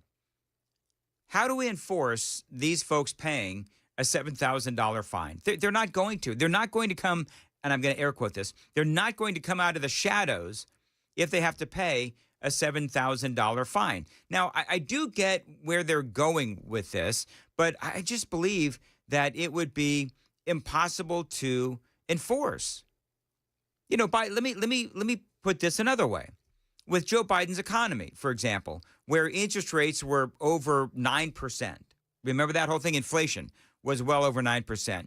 Do you really think that if Congress in the future, Lord help us, but if Congress in the future is controlled by Democrats, they would rush a bill through to grant some sort of a pause on those payments that more than likely we wouldn't have really collected much in the form of these payments anyway, because I don't believe that this is something that would bring people, air quoting, out of the shadows. I just don't. And so I understand that it sounds good in theory, but I just don't buy it. It seems to me like what would happen is they would ultimately, get whatever amnesty or pathway to citizenship that they're looking for. They would get that, but all of this other stuff, making them buy their own health insurance, forcing them to pay a $7,000 fine, contribute 1% of their salary to the Treasury. I think that they would get what the Democrats want, which is some sort of an amnesty, and all of these other things. I think they would just go by the wayside. I think that they would. And by the way, this is a rehashing of a bill that from back in 2023 that they tried to push through. What would this dignity bill also do? Granting legal status and protections to undocumented immigrants already living in the United States. Now, my question is, what does legal status mean? Does that mean simply making sure visas are up to speed, or does it mean giving them full citizenship, including voting rights? Because remember, that's a big part of what the Democrats are trying to do. Also, it would reform the asylum screening process to provide an opportunity for review and access to counsel. Access to counsel, of course, that's going to cost a lot of money, and we are going to be paying for that. You know that. Creating a new regional processing centers so migrants do not have to make the, quote, perilous journey to the U.S.-Mexico border to seek asylum. Now, this I like. This is actually good. So if you are in Honduras, if you're in El Salvador, if you're in Mexico, whatever, then you start the visa process where you are, and you don't come into America via the southern border, which if there's a Democrat in office, that is going to be wide open.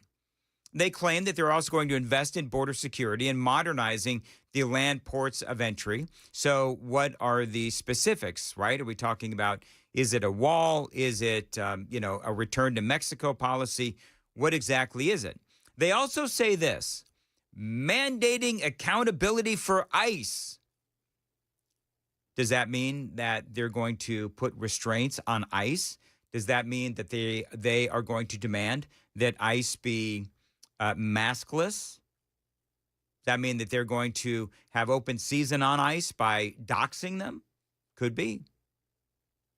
And, of course, providing a pathway to citizenship for the Dreamers. Now, they call this bill the Dignity Act, but, can I just even ask what the Dignity Act even means? Because, the Democrats are known for taking words and giving them, their own meaning. I mean, don't even get me started about how they've hijacked the rainbow. I've got a great piece of audio coming up next, and it's from a woman named Lily Tang Williams. And she has something incredible to say about all of this and why she does not support something like the Dignity Act. It is all straight ahead at 6:45. Time to check the roads on WTN.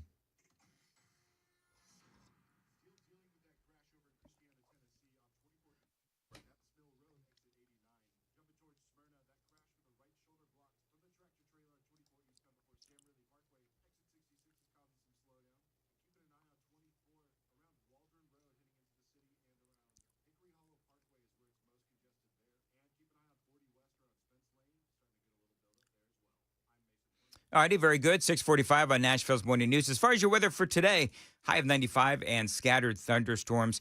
This is an incredible piece of audio, a woman named Lily Tang Williams. Now, she is running for Congress in New Hampshire. She is a Republican, and she came here from China. And you know what she did?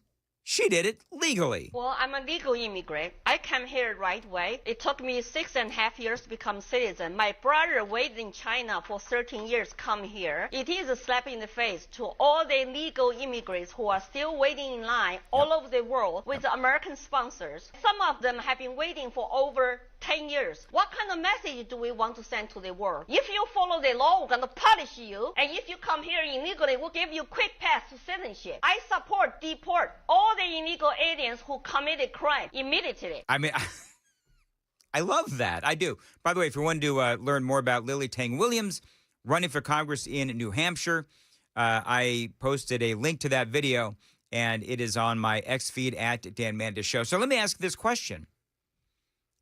What is dignified about coming to America and breaking our laws and then taking a bunch of benefits and living off the backs of hardworking Americans? Friends, there is nothing dignified about that. And mainly what it does is it angers a lot of Americans. I mean, we all know that we are trillions of dollars in debt. We've been paying people to basically come here, breaking our laws, and then give them massive amounts of money in benefits. It's called magnetizing America. Remember what Uncle Phil said. He said we need to demagnetize America. That is now what Donald Trump is trying to do. The Trump administration is doing away with many taxpayer-funded benefits for illegal immigrants. Among some of those benefits ending, free tuition, food assistance programs, Head Start, access to federal workforce development grants. The White House says the move will preserve roughly $40 billion in benefits for American citizens. I love that. I mean, listen, that's what people have been saying for years. We need to demagnetize our country. And so, you know, getting into the nuts and bolts of this, what Trump and HHS is doing is they're reclassifying these programs to exclude illegal aliens from getting these benefits and protecting American interests. Saying for too long, the government has diverted hardworking Americans' tax dollars to incentivize illegal immigration. Today's action, they say, changes that.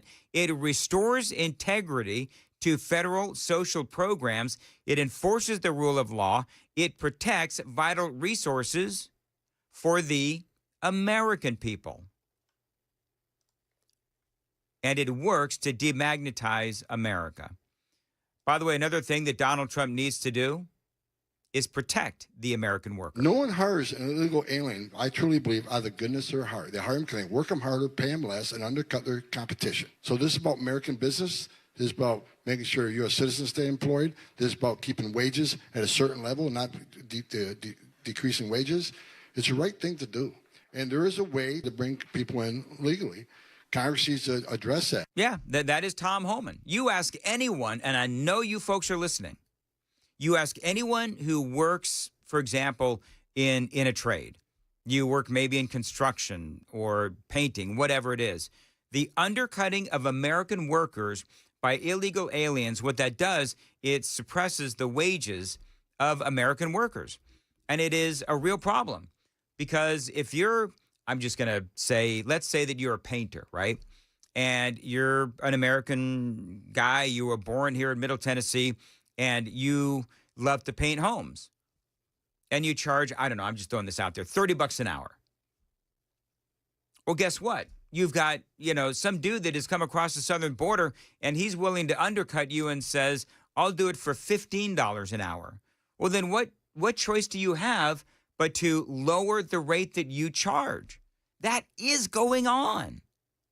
And that's what Tom Homan is saying. So now, with all of this going on, do you believe this poll that made headlines this week? Americans' views on immigration took a positive swing this year amid President Donald Trump's ongoing crackdown, according to a new Gallup poll. And basically what they're trying to sell is that people are starting to see immigration in a far better light. But here's the deal. I believe that all Americans do actually look at immigration positively. It is illegal immigration that Donald Trump is trying to deal with, specifically Joe Biden's illegal immigration. They say the share of Americans who thought immigration should decrease 55% reached a 5-year high point in 2024. This year, that number has dropped to 30%, they say, and positive views of immigration have hit a record high of 79%, according to a poll released back on July 11th. The poll surveyed 1,402 Americans between June 2nd and June 26th. In other words, the poll is showing, they say, that the number of Americans who want less immigration has gone down substantially from 55 to 30%. But nobody's really talking about that. Everybody's talking about mass deportation and illegal immigration. That is what people are talking about. And people do still want mass deportation. So I do, and I know a lot of you folks do as well. I've got a positive view of legal immigration. We need legal immigration, but you got to do it legally. You've got to do it the right way. Don't punish the people who have done it the right way, which is exactly what the Dignity Act does. It punishes people who are trying to do this the right way. And by the way, they do say the chances of ultimately the Dignity Act passing here in America is slim to none. It is 6:52 on Super Talk 99.7 WTN. Joan Jones has the news coming up at 7. And Joan, I need the record to show that I have offered you an abundance of throat coat this morning. You have. From my own personal stash. Yes, you have. But you have your own, and so you have denied my request. Well, that's my offer. That's because you offered it a while ago. Like I have a stash of my own because you gave me my own stash. That's exactly right. That's the kind of guy I am, Joan. You are. You're a sharer. That's what I do. I share. Anyway, what's coming up in the news at 7? We've got high heat and sweltering humidity today, so welcome to your Thursday. The full forecast is coming up. Also, Kilmar Abrego Garcia is still sitting in jail this morning. We have the latest on his case. Those stories and more coming up here at 7 o'clock on Super Talk 99.7 WTN.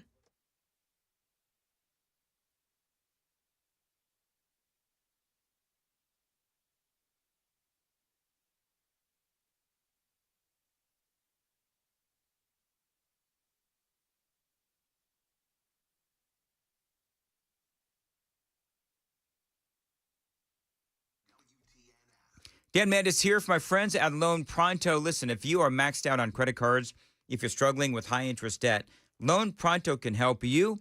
You can have all of that paid off in days with Loan Pronto's Rapid Equity Loan. You can get cash out right now without touching, by the way, your low rate first mortgage. No appraisals, no waiting, and no BS. The Rapid Equity Loan program at Loan Pronto, it is amazing. One Loan Pronto client just got $300,000 approved in under 24 hours. So what did they do? They paid off their debt, they renovated their kitchen, and they cut their monthly expenses by $1,800. That is a huge turnaround, and that can happen for you as well. Loan Pronto, instant approvals, low rates, and no hard credit pull up front. Now, this is your home equity. It is yours, and yes, you should use it. Get cash to consolidate your debt down to one easy, low monthly payment. Call them. Tell them Dan told you to reach out at 615-499-5780, 615-499-5780, loanpronto.com, equal housing lender, NMLS 166-1781, on approved credit, NMLSconsumeraccess.org.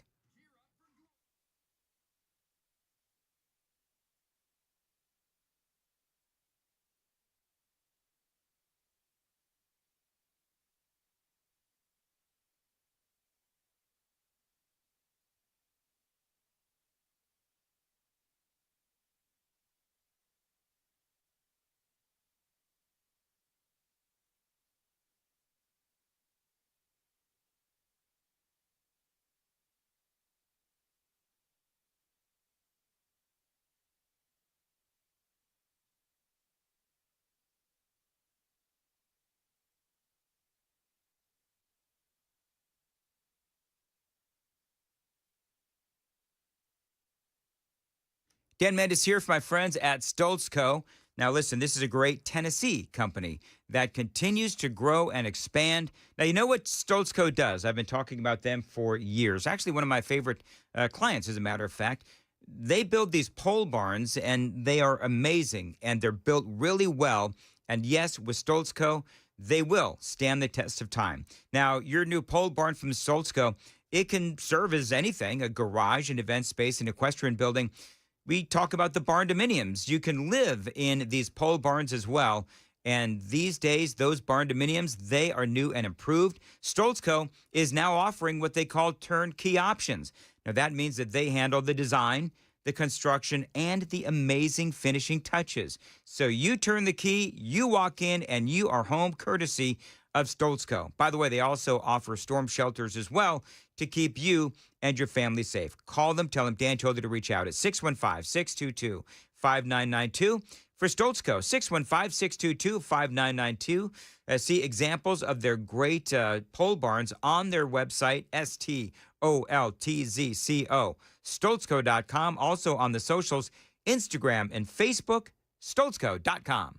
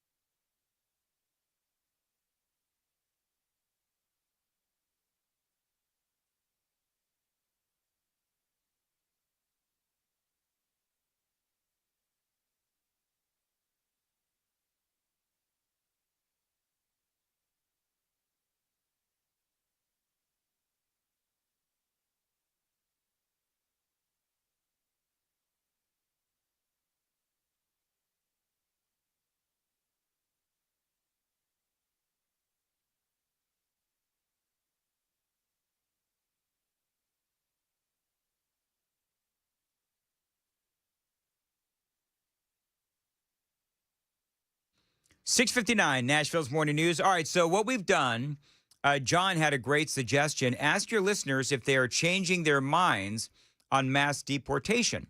So I went ahead and I put a poll on my X feed at Dan Mandis Show. And if you'd like to go take the poll, please do. Also, watch us on YouTube if you would. Take the Daily Dan poll there, where we have also changed the poll there as well. Have you changed your mind on mass deportation? We're also talking about the suppression of wages within the trade industries. And this is 3779. Hey, Dan, good morning. One of my daughters works in the hospitality industry, and she has been told that to get ahead, you have to now know Spanish. Joan, should I read a compliment? Sure. Yeah, absolutely. 6789 says, hey, Dan, I admire you because you say all the things I don't have the guts to say. Thank you. There you go. 4515 says, Dan's, I have friends that were bricklayers and darn good ones, got out of the trade because they could not compete with the illegals. Sad but true. And that's what Tom Homan was saying. Thank you, 4515. It is 7 o'clock, Nashville's Morning News on Super Talk 99.7 WTN.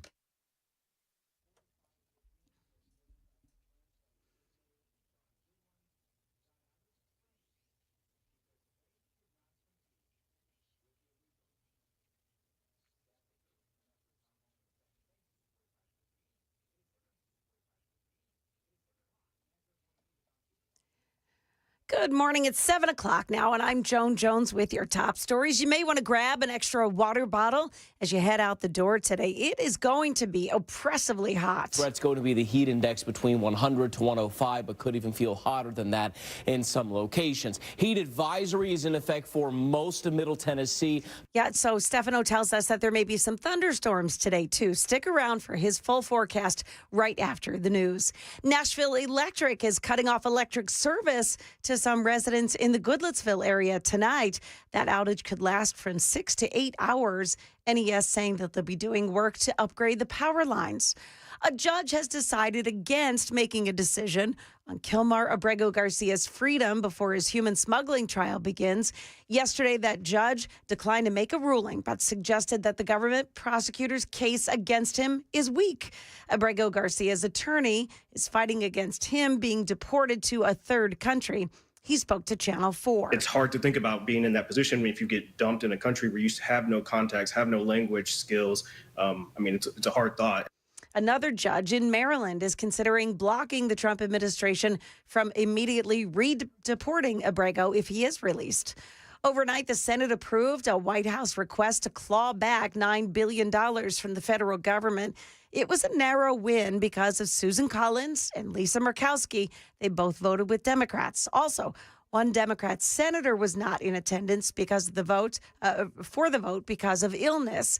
Now, the bill slashes funds to foreign governments through USAID and funding for public broadcasting.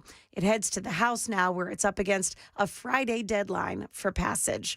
Market numbers brought to you by Beacon Capital Management, online at beaconcm.com. It was an up and down day for stocks on Wall Street. The Dow gained 231 points, the Nasdaq added 52, and the S&P grew 20. The Labor Department finds inflation at the wholesale level slowed to 2.3% last month compared to a year ago and was unchanged month to month. Johnson & Johnson jumped about 6% after the drug giant beat analysts' sales and profit targets and raised its full-year forecasts. PNC Financial Services Group added nearly 1% following its better-than-expected quarterly report, thanks in part to loan growth. Michelle Franzen, ABC News. Dow futures are minus 69 right now. The Nasdaq futures are up by just 1 point, and the S&P futures are down 6. That is the latest news, traffic, and weather next. I'm Joan Jones, WTN News.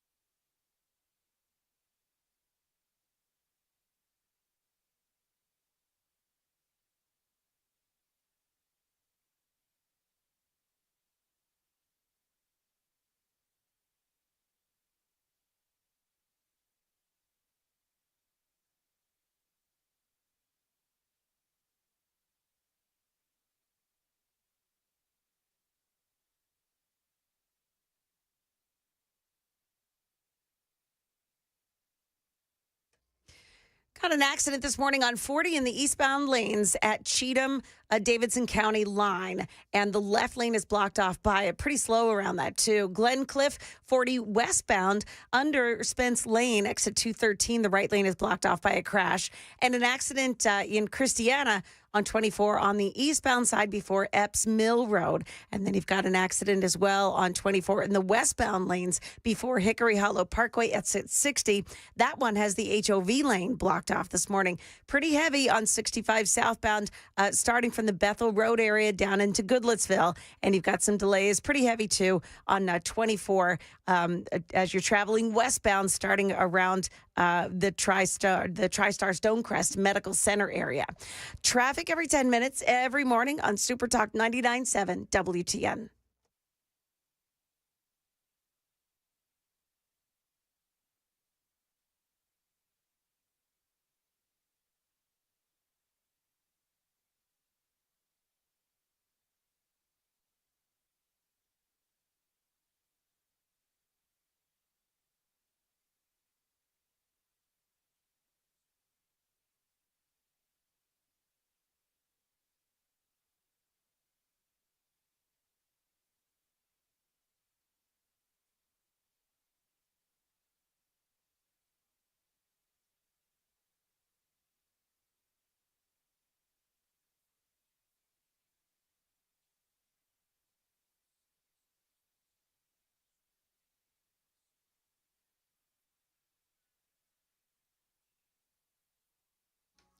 .707 Nashville's Morning News on Super Talk 99.7 WTN. Good morning to you, and hope you're having a great one.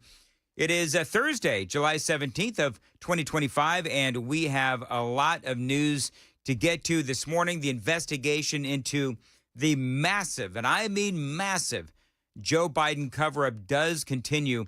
I want you to listen to this. Guy named Anthony Bernal. He was supposed to testify yesterday. Now, who is this guy? Who is Anthony Bernal? I got to tell you, the air was thick with anticipation in Washington, D.C., because this guy basically was Jill Biden's work husband. Republican leaders called him the ultimate gatekeeper, someone who had unfettered access to Joe Biden, really the whole family in the White House. Yeah, that's right, because, you had Kevin O'Connor, of course, Biden's doctor, and Joe Biden's family. Well, this guy, Anthony Bernal, he is somebody who would know everything. Mr. Bernal, was President Joe Biden fit to exercise the duties of the president? On the advice of counsel, I respectfully decline to answer the question pursuant to my Fifth Amendment rights under the Constitution. There's a shock. He pled the Fifth. Yep. Just like Kevin O'Connor, Dr. Kevin O'Connor, this guy, Bernal, Jill Biden's work husband, he refused to answer any questions related to the cover-up of Joe Biden's mental decline while in office. Did any unelected official or family member of President Joe Biden execute the duties of the presidency? On the advice of counsel, I respectfully decline to answer the question pursuant to my Fifth Amendment rights under the Constitution. Well, again, if this sounds familiar, it is because Joe Biden's doctor, Kevin O'Connor, did the same thing. Mr. Bernal, did President Joe Biden ever instruct you to lie regarding his health at any time, including but not limited in your testimony to Congress today? On the advice of counsel, I respectfully decline to answer the question pursuant to my Fifth Amendment rights under the Constitution. I mean, it went on like this. And in all of this, he very specifically said that answering this question or these questions, he would incriminate himself. Now, what that tells me is that he knows that he has done something wrong. He knows that he knows something. He knows something that if he testifies, if he admits it, or somehow they get it out of him under oath, then he would incriminate himself. Are you declining to answer the question put to you solely on the ground that you believe the answer will incriminate you? On the advice of counsel, I respectfully decline to answer the question pursuant to my Fifth Amendment rights under the Constitution. So obviously the question is, what are people like Anthony Bernal, Jill Biden's work husband, what is it that he is hiding? What is it that the entire Biden clan is hiding? By the way, that audio comes from the House Oversight Committee. He was called as a witness regarding Joe Biden's use of AutoPen. That's what this whole thing is about, is AutoPen. and the question of whether or not Biden was aware of what was being done in his name, and did Joe Biden, did he understand what was going on?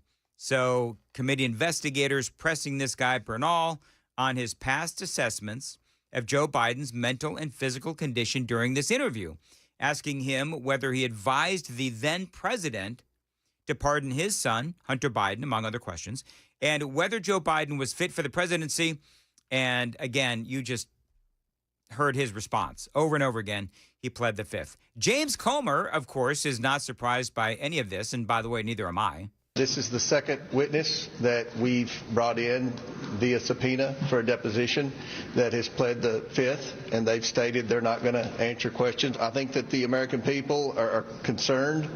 They're concerned that there were people making decisions in the White House that were not only unelected, but no one to this day knows who they were. We believe there was illegal use of the auto pen. We're going to continue to bring these people in, give them an opportunity to answer questions. Do you know who they're going to call in, Joan? Who are they going to call? Cringe. Not Ghostbusters? Cringe Jean-Pierre. No, not Ghostbusters. You think they're going to call her? She's on the list. Oh, yeah, she'll have a lot to say. Cringe. Do you know what the thing is, though? She'll be paging through her notebook. Oh, I know. It's here somewhere. I know it's here somewhere. No, you know what, though? If Cringe Jean-Pierre is truly become, like an independent and all that stuff, if she is truly become an independent, what kind of name could she make for herself if she goes in there and she burns the whole thing down? And she says, everybody knew that Joe Biden was a train wreck. Everybody knew that his mental abilities, his mental cognition was fading right before our eyes. It would be really interesting if she did that. And she could make a name for herself. That's the thing.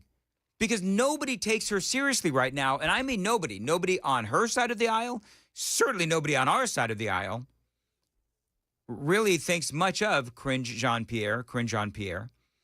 And so I think that would give her the opportunity to, number one, make a name for herself. You might even be able to say that she is also atoning for her sins.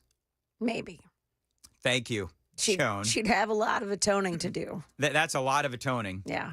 And quite frankly, I don't think that I want to see much of Cringe Jean-Pierre, even if she is atoning for past sins. Anita Dunn, senior advisor, also going to be called in.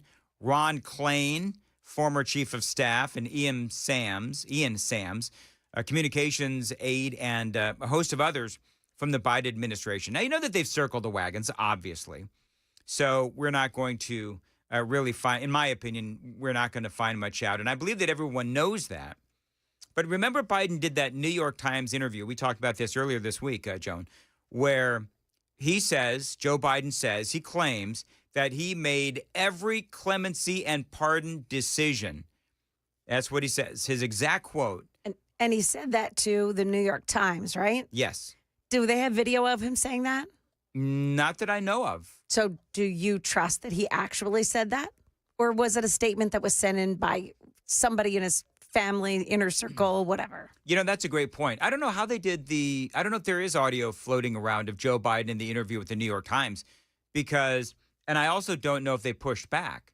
Because, I got these people, these journalists, and I'm air quoting, versus narrative peddlers. I believe that the New York Times is a narrative peddler. Because the obvious question is, okay, Mr. Biden, President Biden, if you made every one of those decisions, he explained the auto pen was used due to the high volume of clemency actions, nearly 4,000. I would have asked him, okay, well, then let's go through some of these and see if you know who these folks are or what they did.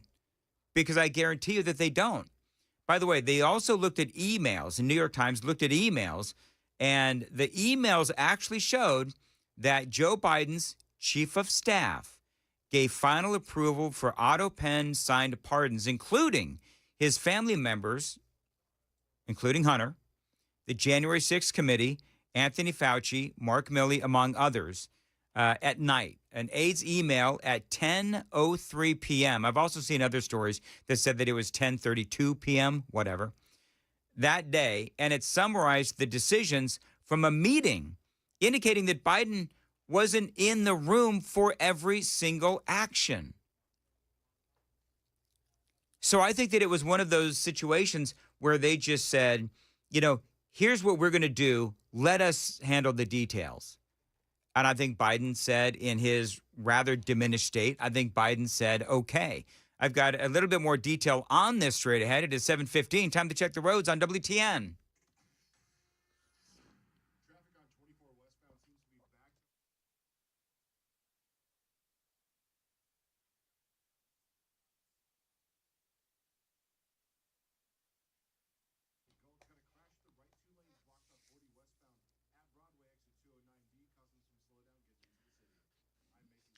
Weather today, high of 95, scattered thunderstorms as well. Appreciate you listening to Nashville's Morning News.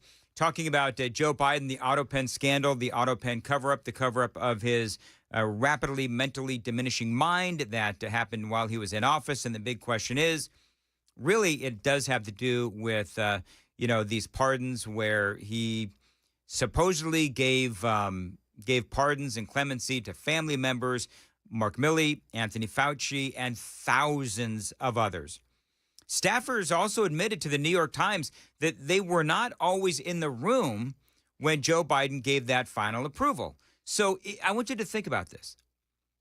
It could be very easy for a chief of staff working with a shadowy government to call the shots.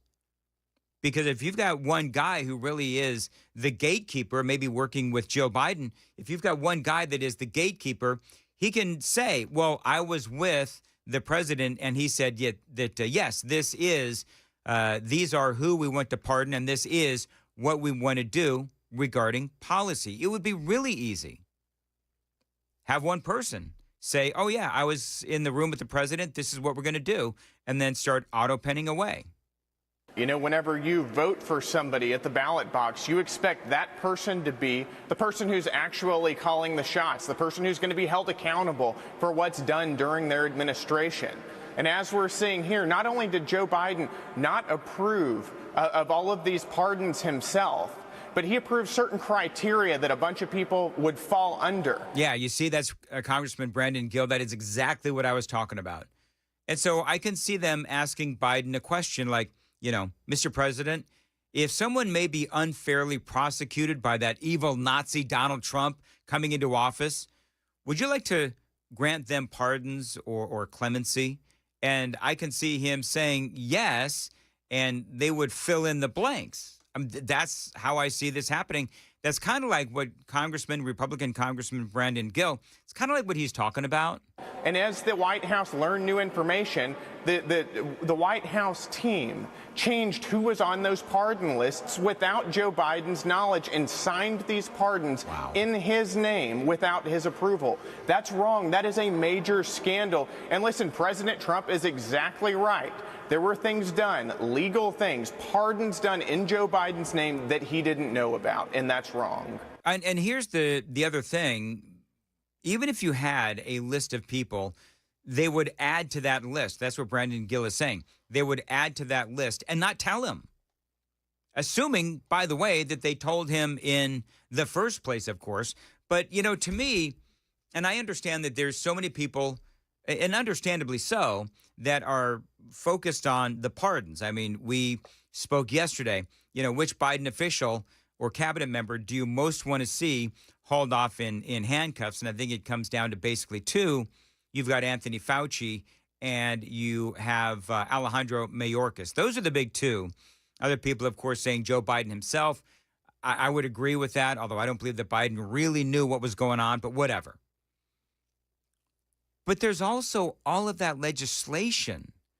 I mean, to me, it's not just about the pardons, and I understand that is a very important part of this, but it's also about the legislation, although at this point, the question would have to be asked, okay, so if they did use AutoPen for a lot of the legislation that Joe Biden signed, well, some of that stuff has already been reversed. And then, okay, so then what are you going to do?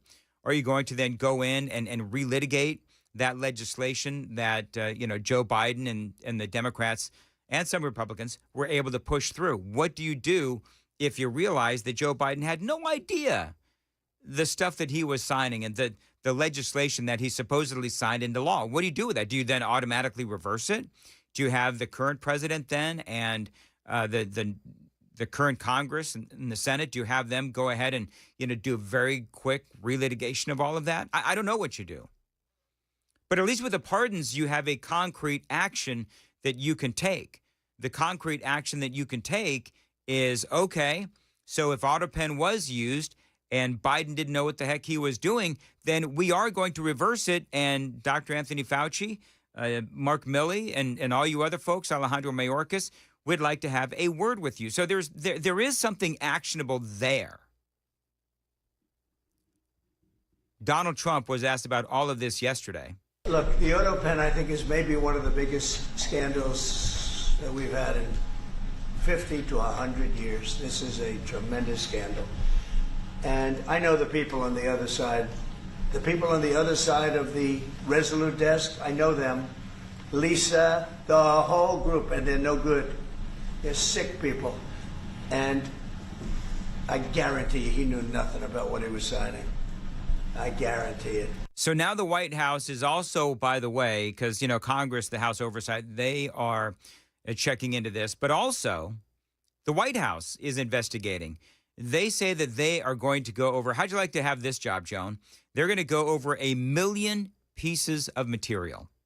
Oh, my. 1 million pieces, the White House. And so they're getting all of the material back from the archives and all of that kind of stuff. And they're just going to start going through all of this. This is from the Associated Press. The White House is investigating former President Joe Biden's use of the AutoPen, with senior administration officials telling Fox News Digital that they already are reviewing tens of thousands of documents turned over by the National Archives and Records Administration. So there's a lot of investigation that needs to be done. Ultimately, the question is, to what end? Exactly. What is the point? And either heads roll or stop investigating. Either heads roll or don't even bother. Right. You're absolutely right, Joan. It is 7:23 on Nashville's Morning News on Super Talk 99.7. Joan has the news at 7:30. Joan, what's up? Yeah, PBS is hanging on by a thread after a vote overnight in the Senate. That and more coming up here at 7:30 on Super Talk 99.7 WTN.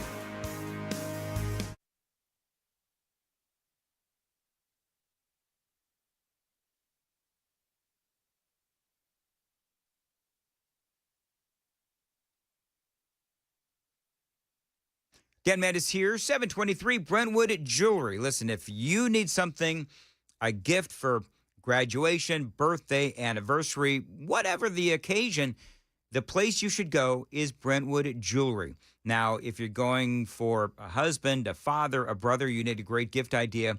Brentwood Jewelry has all kinds of gifts, watches, cufflinks, money clips, you name it. Brentwood Jewelry has the appropriate gift for your father, brother, son, whatever it might be. How about for your wife, your mom, your sister, whatever? They've got great necklaces and bracelets and rings and earrings as well. Brentwood Jewelry has something for everyone at great price points as well. Terrific variety. And if you've got an old heirloom, old jewelry, maybe a watch that needs to be repaired, maybe a ring that needs to be reset, whatever, Brentwood Jewelry can do the repairs right there on location as well. Got to check them out today. They can help you. Brentwood Jewelry, they have been doing this for over 50 years, proudly serving the Brentwood community with exceptional style and exceptional deals every single day. 7012 Church Street East, located in the heart of Brentwood, just off Franklin Road. That website, BrentwoodJewelry.com.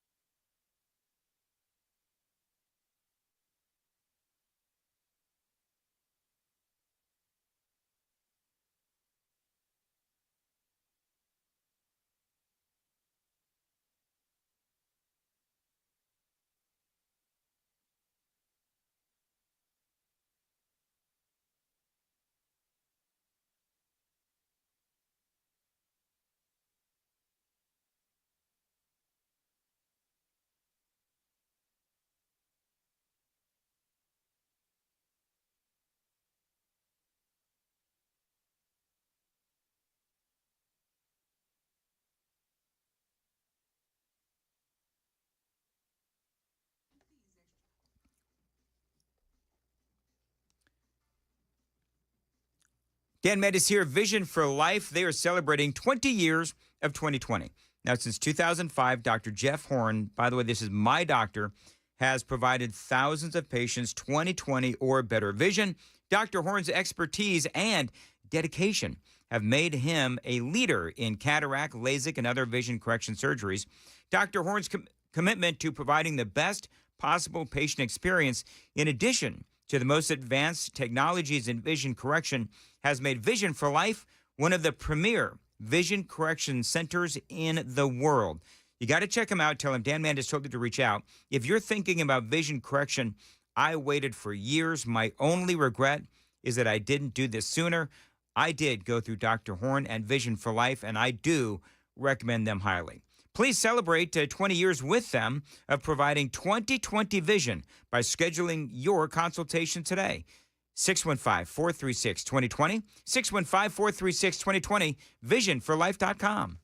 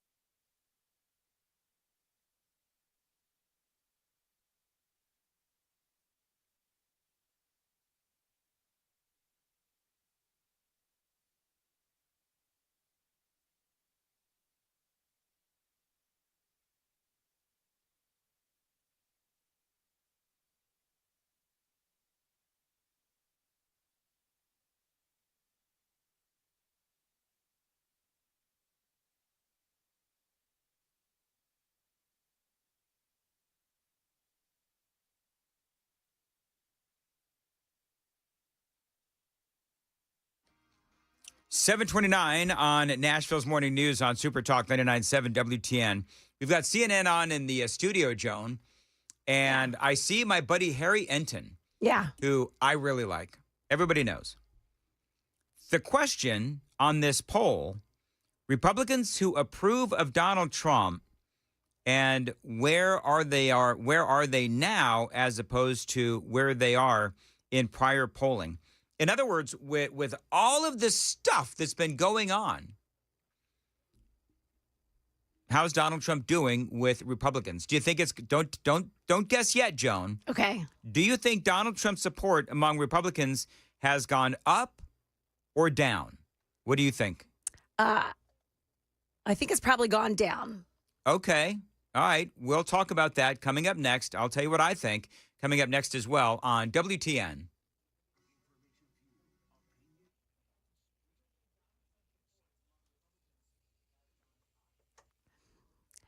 Good morning. It is 7:30, and I'm Joan Jones with your top stories.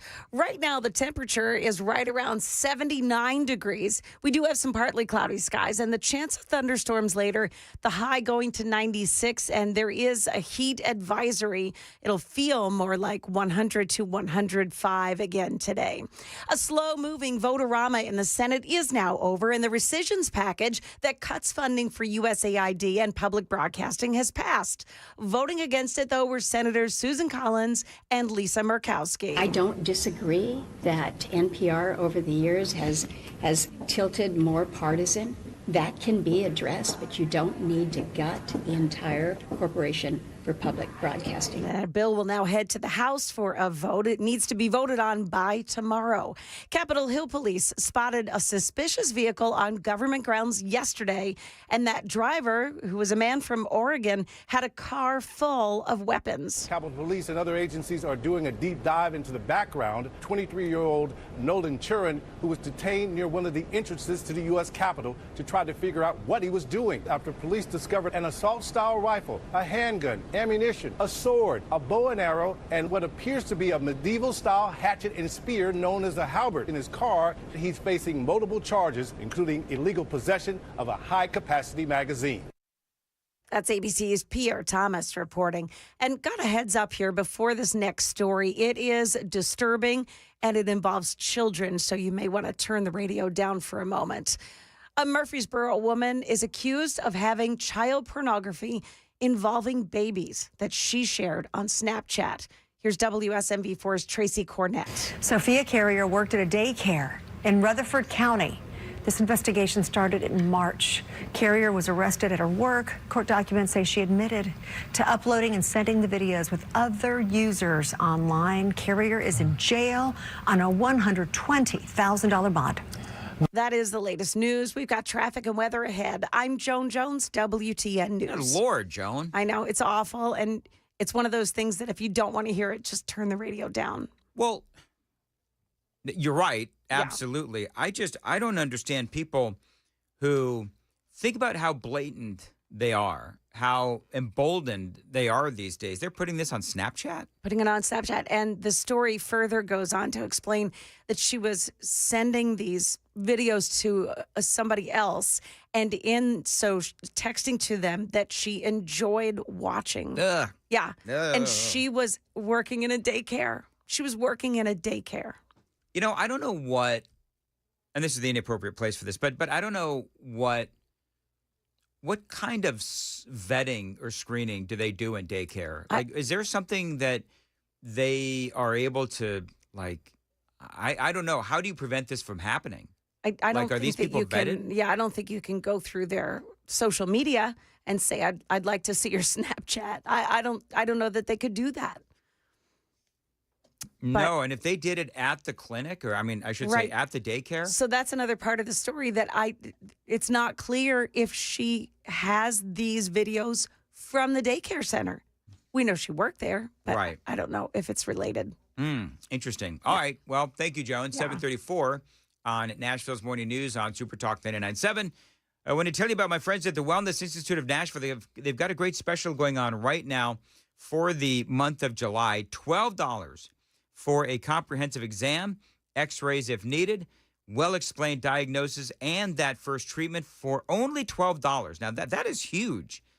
$12 can get you back on your road to recovery. You know my story with the Wellness Institute of Nashville. This has been my place to go for, a better part of, 10, 11 years now? I've been going. When I first came to Middle Tennessee, I was riddled with back problems, but Dr. Mitchell, spinal decompression therapy, non-surgical spinal decompression therapy, that helped me. Now, if you have back or neck pain, sciatica, slipped and bulging spinal discs, herniated discs, spinal stenosis, numbness or weakness in the arms and legs, fingers or toes, they can help you. No surgery, no spinal injections, and no painkillers. Call them. Tell them Dan told you to reach out. You want that $12 special. 615-246-5009. 615-246-5009. Painisbad.com.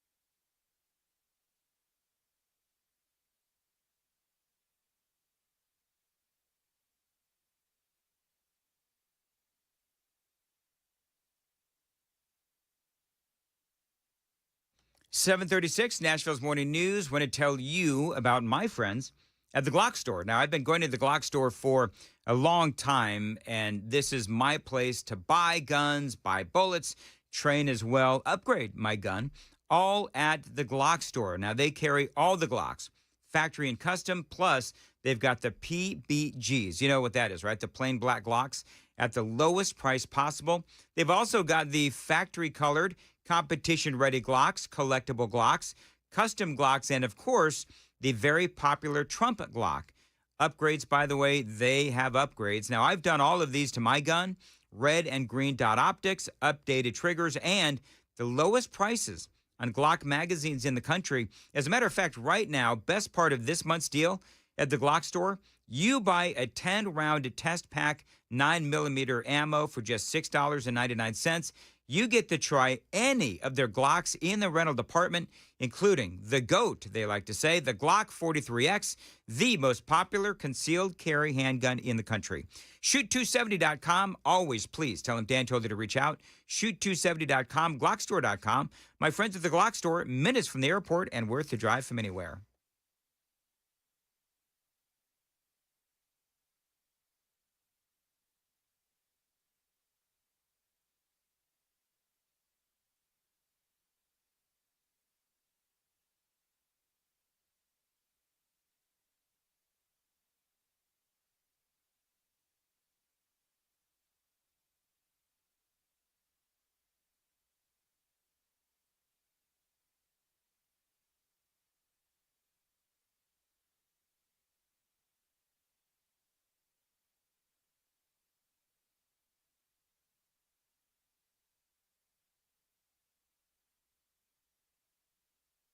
.38, Nashville's Morning News on Super Talk 99.7 WTN. Welcome on in. It is Thursday. It is July 17th of 2025, and I do appreciate you listening. All right, so there's just some very quick polling news. The CNN and Harry Enton.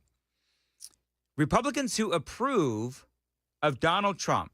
Now, I asked Joan how she feels the president is doing right now with Republicans, with all of this Epstein stuff going on and so forth. And Joan said that she believes that the president has actually gone down with Republicans. And Sam is training as well. He thought that the approval of the president would also go down amongst Republicans. Both of y'all are wrong, at least according to CNN. And let's be honest, they're wrong all the time anyway. But CNN says that according to their polling, prior polling, Republicans who approve of Donald Trump, 86%. That polling is now at 88%. Nice. Also, the Quinnipiac poll, prior poll, 87%, and now he is up to 90%. So that is, one thing that the president can look at, and he can say, okay, well, I'm still doing okay in some of that polling. By the way, they're also talking about the Democrats, and the Democrats, and for you folks watching on TV, I took pictures of the TV. I'm looking at my phone. That's how I got this. Democrats' net approval of congressional Democrats. So how do you think the Democrats feel about their party in Congress? How do you think they feel? Do you think that is going up or down? What do you think, Joan? Up. You think, okay, so you think up. Sam, what do you think? You think the Democrats, do you think their net approval of congressional Democrats, you think it's gone up or down? I would think it would be going down. Okay. You are right, Sam. In June 2025, they were underwater by 12 points, negative 12. So the rank and file Democrats across the nation, their net approval of congressional Democrats down 12 in June of 2025. However, in July, it is now down 13. Wow. It is in negative 13 territory. So can somebody please tell me why exactly it is that we have the Democrats and, they're so excited about this whole Epstein thing. And I get it. The reason, I've explained this to you, friends, the reason why the Democrats are all over this Epstein thing is because it gives them something to talk about besides all of the great things that Donald Trump has been doing.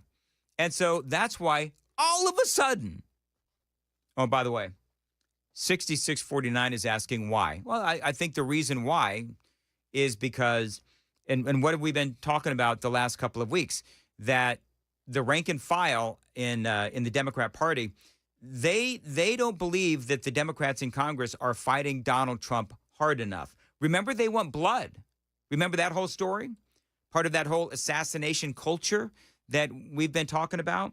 So for me, I think this, again, not to belabor the point, but to me, I think this is why the Democrats are, calling for the release of the Epstein material, the Epstein files, and, they're calling out Donald Trump and all of this stuff, which, by the way, nobody on the left seemed to care about until it became an incredibly divisive issue within the Republican Party. So clearly, things are not going good. Things are not going well for the Democrats. There was also this story, Trump hit by poll blow, bad polling, over the handling of the Epstein files. A new Reuters Ipsos poll shows that most Americans believe Donald Trump and the Trump administration is hiding key information related to Jeffrey Epstein's sex trafficking case. Despite previous promises to release the documents, the administration, as everyone knows, has reversed course, igniting frustration across party lines, and especially within Donald Trump's MAGA base. Now, is there anything new on because everybody talked about this, and they should have talked about this yesterday, where Donald Trump, with that incredible Truth Social yesterday, where this is where he's at. This whole thing regarding Epstein is a hoax.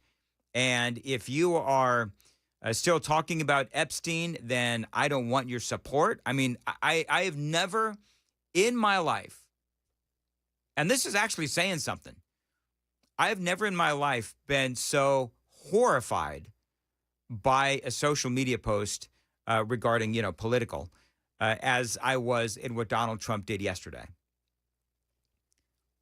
Dude, you have got to read the room. And Trump, you have done a lot of great things, incredible things. But how dare you say that you don't want my support and all of these folks across America who voted for you, who lost family members and friendships. Some people lost jobs over their support of you, Donald Trump. And how dare you say that you don't want our support? You want to talk about a gut punch. That was a gut punch.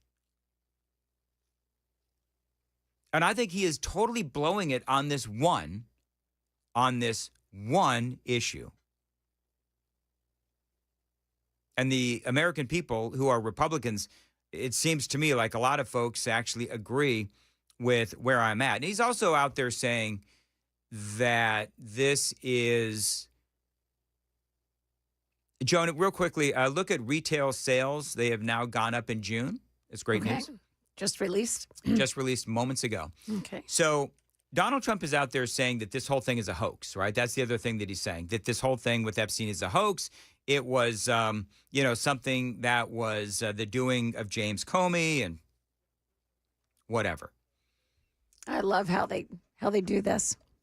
And this is from CNN. They say that retail sales rose last month because everyone was outspending before Donald Trump ruined their lives with his tariffs. Oh my goodness! Are you kidding? Is that their play? That's I'm I not know you're quoting them, but yes, that's the they're play. doing. Yeah. They had to get out there and spend all that. And here's the funny thing: is that in other either numbers and whatever, they'll say, well, Donald Trump is ruining the economy right now because of the tariffs. And so however they can paint that in a negative way is what they're going to do. Anyway, so at least to me, Trump is also, again, saying that this whole thing is a hoax with Epstein. And I don't understand how is this a hoax? Like, where's the hoax? We know that it happened. And you're the one, Donald Trump, who brought in Bongino and Cash and Pam Bondi. You are the one that did that. So for me, this is not, I'm just telling you folks, this is not a deal breaker. It's not a deal breaker. I think Trump is so busy with everything that he's got going on that he has completely misread this story. He has completely blown it on this story. And Pam Bondi sure as heck didn't help either. So Good catch. and Cash Patel, whole thing. So anyway, I don't have a big long rant about his about what he did yesterday. I think that somebody posted to my social media, Trump is trying to figure out a way to fix all of this. Man, I don't know what he does, because he keeps going down this road of if you are still talking about Epstein, then I don't want your support. I mean, number one, that's easy for him to say when he's not running for re-election. But what about all those people in Congress? What about all of those Republicans who are desperately trying to hold on to the House of Representatives, the majority in the House? So I don't get it. And I was flabbergasted yesterday when I saw that. It is a good thing that I didn't see it, because I would have lost my ever-loving mind if I had seen that live on the air. Thankfully, it came out at, I think, 8:43, and we were in the midst of another, what we do, and we didn't see it until I heard about it with Chris on the way home. So, and great job, by the way, with Chris Handman yesterday. He just owned that story, and everybody did a great job on that yesterday. It is 7:48. Time to check the roads on WTN.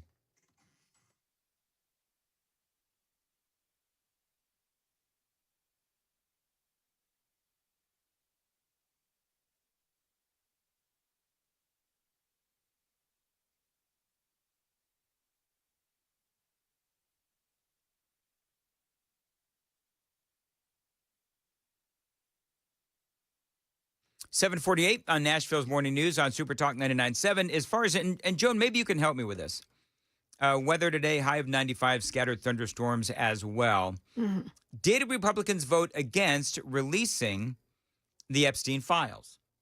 I don't know They if did. that was voted on yet. Chat GPT says they did.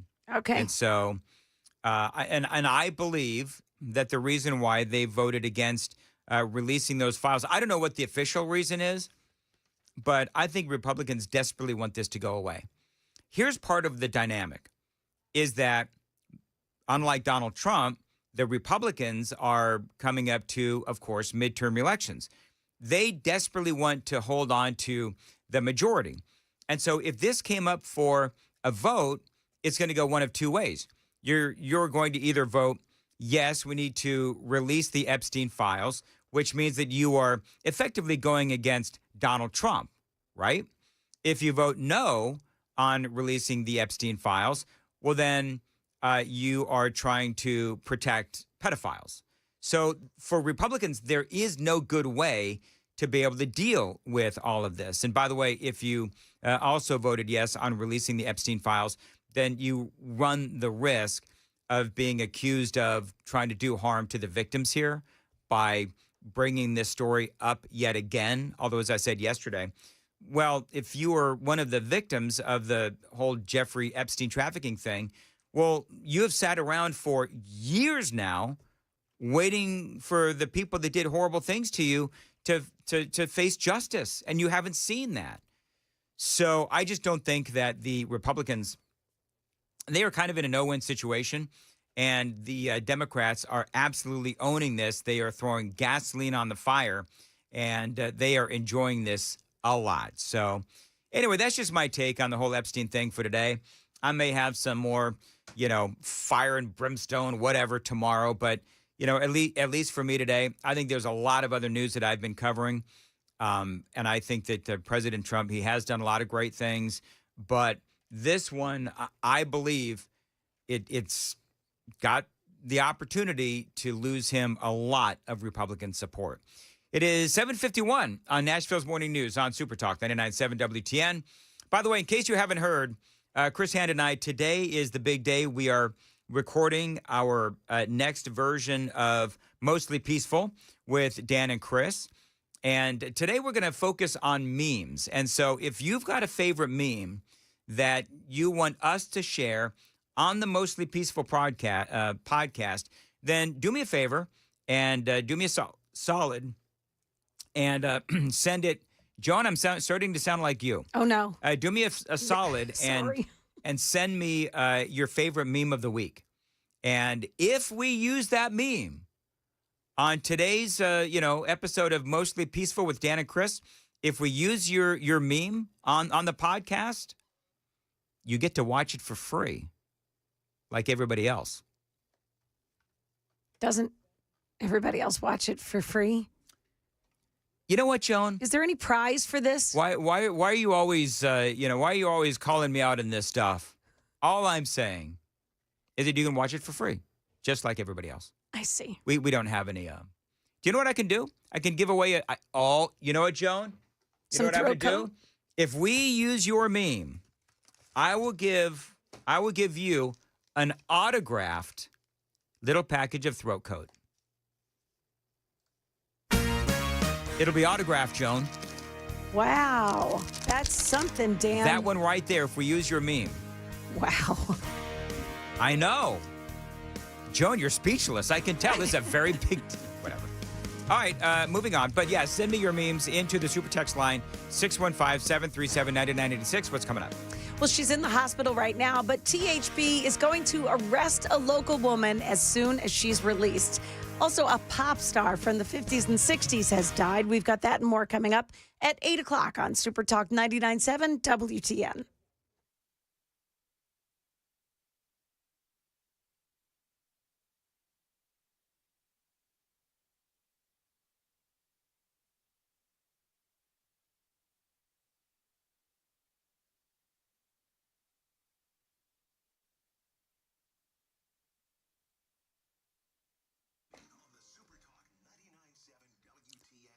Dan here, 753, DT McCall's.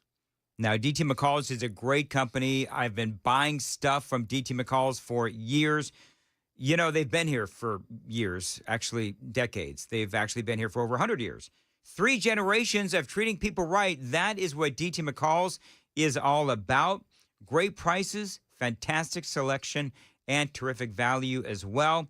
Now, I've been telling you about them for years, and if you need it, they've got it at DT McCall's. Indoor furniture. If you've got a room to fill, go to DT McCall's. Of course, you know all about their lawn mowers and outdoor lawn equipment, appliances. If it plugs in, they've got it. They've always got specials going on to save you money at DT McCall's. All you got to do is check out their website. The front page of their website, you go there right now, you are going to see great prices on all the best brands, like washer and dryer sets, dishwashers, and a whole lot more. They've been doing this, again, for over 100 years with a focus on you, a focus on customer service. And if you buy it, they'll deliver it for free and haul away the old stuff. 5 locations across Middle Tennessee, Carthage, Cookeville, Lebanon, Lafayette, and Franklin. Always online, dtmccalls.com.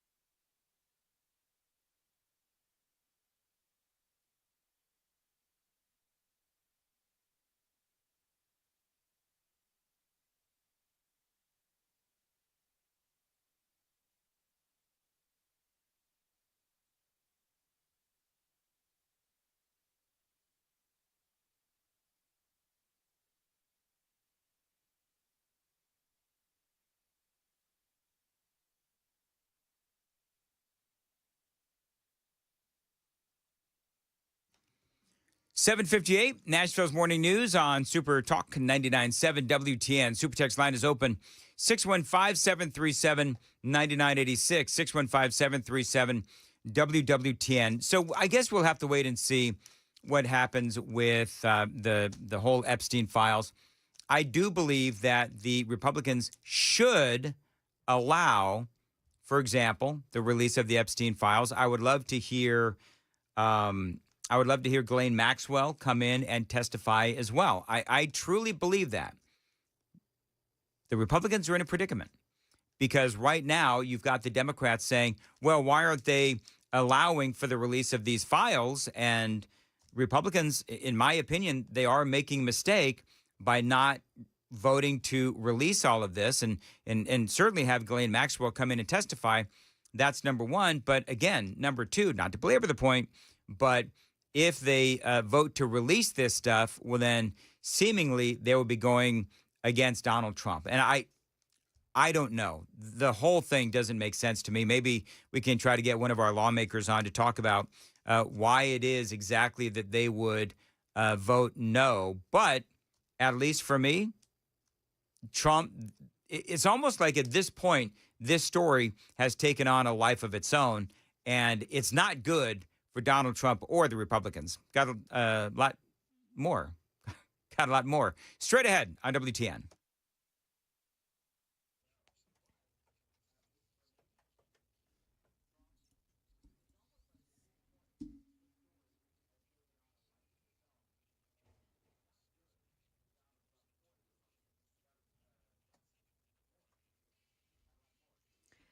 Good morning, 8 o'clock. I'm Joan Jones with your top stories. A woman is facing charges for causing a crash that injured her children. That crash happened yesterday morning on Harding Pike. WSMV4's Marius Payton. Metro Police say 35-year-old Carlisha Norwood was weaving in and out of traffic when she crossed over the double yellow line and collided head-on with a Toyota Tacoma. Her two children were taken to Vanderbilt with life-threatening injuries. Police say she admitted to taking prescription medicine before the crash. And she'll be charged upon her release from the hospital. Environmental and civil rights groups filed an appeal to the permits that were given to Elon Musk for his supercomputer facility in Memphis. The groups say that emissions from turbines are creating a stench in the majority black community. Shelby County Health Department issued permits for those turbines earlier this month. Just breaking this morning, singer Connie Francis has died. Her publicist saying that the star of the 50s and 60s last posted on Facebook on July 4th from the hospital. She said she was there because of severe pain in her hip. Connie Francis was 87 years old. Market Numbers Report now brought to you by Beacon Capital Management, online at beaconcm.com. Stocks rose Wednesday after President Trump denied that he was moving to fire Fed Chair Jerome Powell.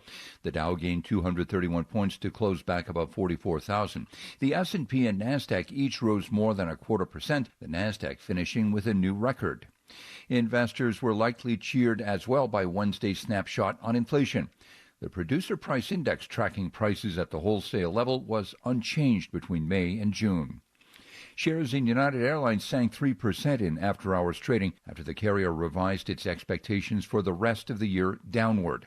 Still, CEO Scott Kirby told investors on Wednesday that travel demand is beginning to pick up after a slow start to the year.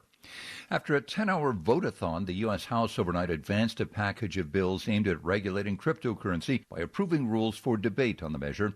Wednesday's marathon sets a record for the longest open vote in modern House history. Jim Ryan, ABC News. And that's the latest news. We've got traffic and weather ahead. I'm Joan Jones, WTN News.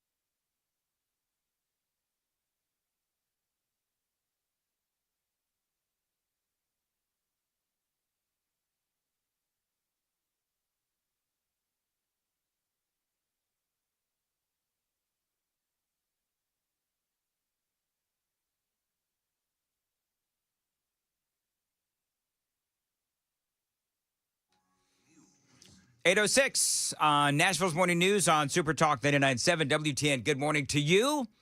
Hope you are doing well, and welcome on in to your Thursday, July 17th of 2025.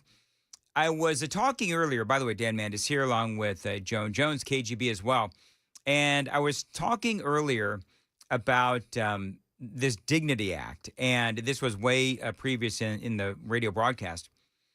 But I thought it was interesting because the more that you look into the Dignity Act, there is some really ridiculous things in it. Now, this is a sort of an ongoing story, and some of the aspects of this Dignity Act are now really getting a lot more scrutiny.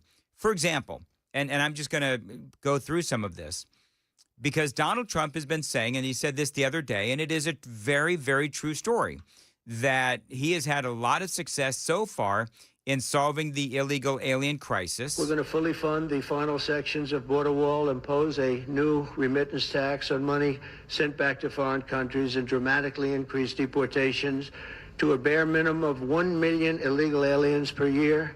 And what we're doing is we're really going after the criminal aliens, of which we have plenty to work with. We do. We have plenty to work with. And so now there is this act called the Dignity Act. And a lot of people are calling this amnesty. And when I spoke about this, people started looking into it, and they've looked up the piece of legislation. And there's one particular point that is extremely bizarre that we're going to get into. But the bill does, and I mentioned this earlier, this Dignity Act, again, could be construed as amnesty, but it does have bipartisan support. This is a Republican out of Virginia, Elvira Salazar. If you are undocumented and you have been in the country for more than 5 years, you do not have a criminal record. You're working and paying taxes. You can come out of the shadows with no fear and apply for the dignity status.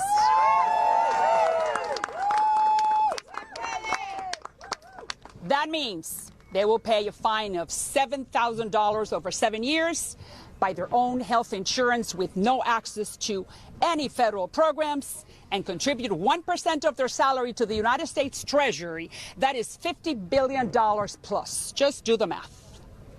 In return, they will never be deported.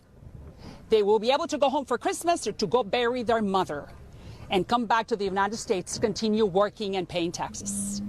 It gives them a dignified life in the promised land.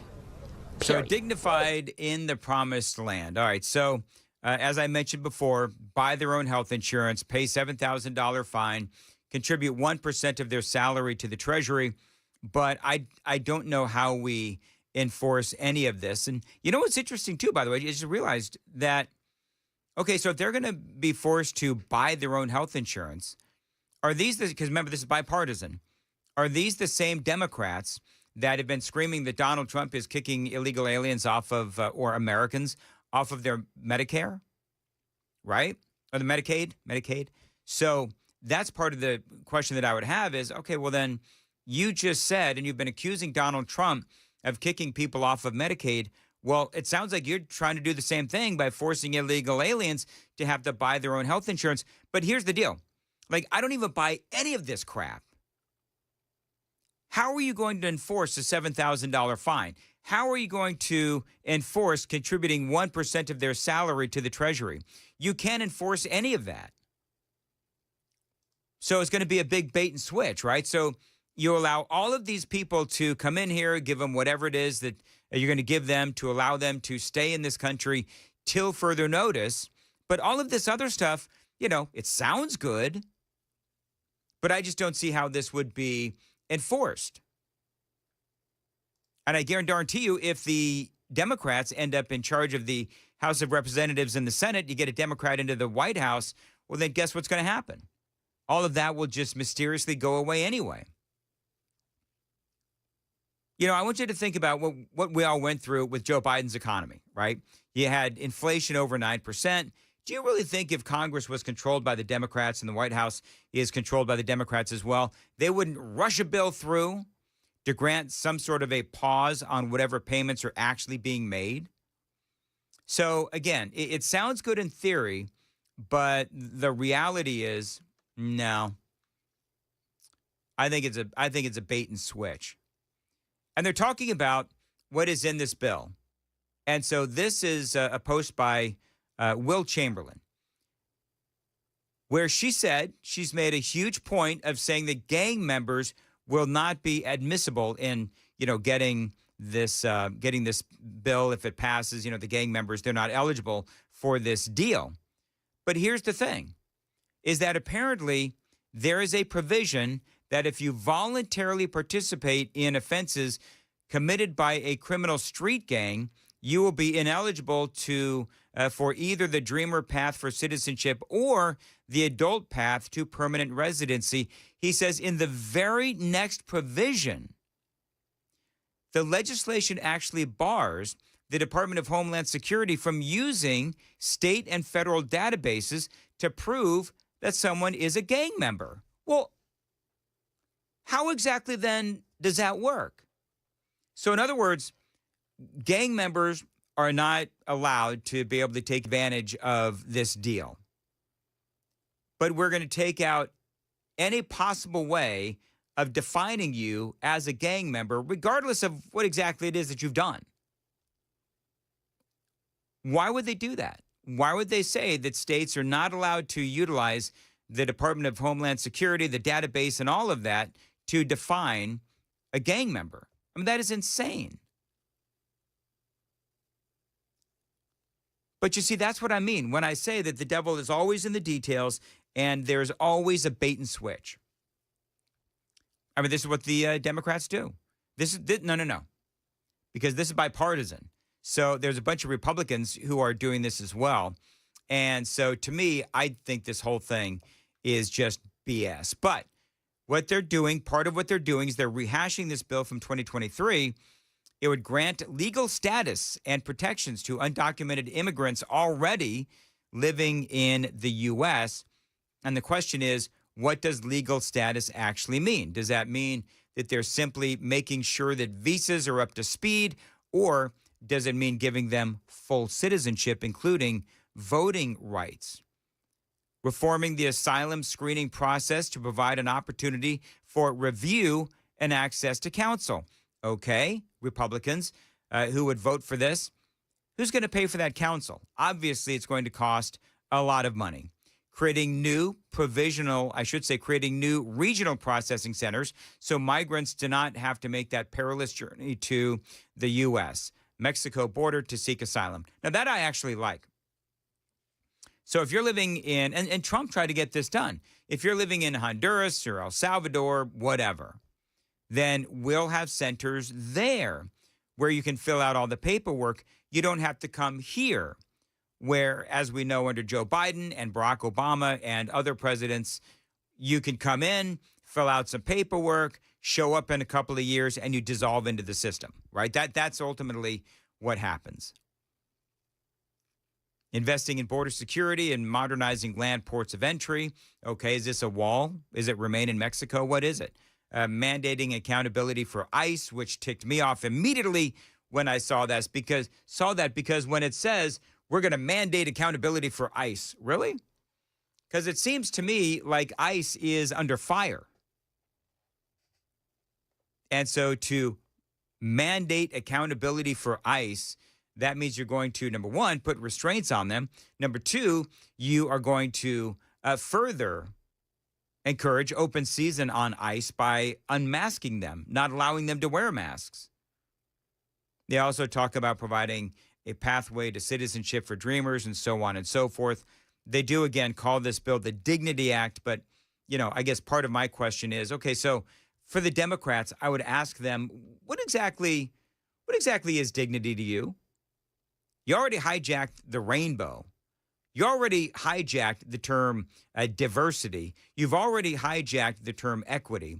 Now you're going to hijack the word dignity. Because everything, I don't know if you've noticed, friends, but everything with the Democrats now is known as dignity. You've got to give them dignity. Really? So we're going to talk about the Democrats and the dignity of illegal aliens. And that is all coming up straight ahead, 8:16. Time to check the roads on WTN.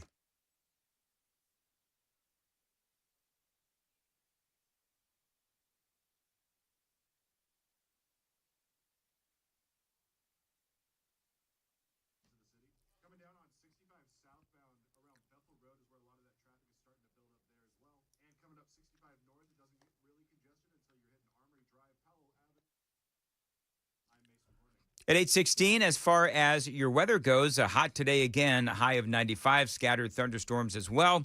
Appreciate you listening to Nashville's Morning News. By the way, real quick, we did change the Daily Dan poll. The Daily Dan poll now, KGB, you're going to have to help me out. How did we frame it on YouTube? Have you changed your stance on mass deportations? Have you changed your stance on mass deportations? I also, by the way, if you follow me on X, I have gone ahead and made that the Daily Dan poll. Would you like some slippery elm? God, am I going to have to do news and do this show? Both of you are dying over here. Yeah, I don't know what the deal is, but I've been having a bit of a struggle. I've been on the struggle bus. So Joan, do you know anything about that? How are people responding, KGB, on the YouTube show? The YouTube. Would you like to guess the percentages? No. Well, I would say 100% of the people that listen to this show and this radio station have not changed their view on. Okay, Joan, would you like a guess? I'll go 10% have changed their minds. 96% say no to 4% yes have changed their stance. There you go. There you go. Basically in the middle of what you two are guessing. All right. Very good. And it doesn't look like anybody on trying to find it. I can't find my post on X for whatever reason. Oh, here we go. Are you changing your mind on mass deportation? 98% said no. 2% said yes. So if you follow me on X at Dan Mendes Show, then you can take the poll there as well.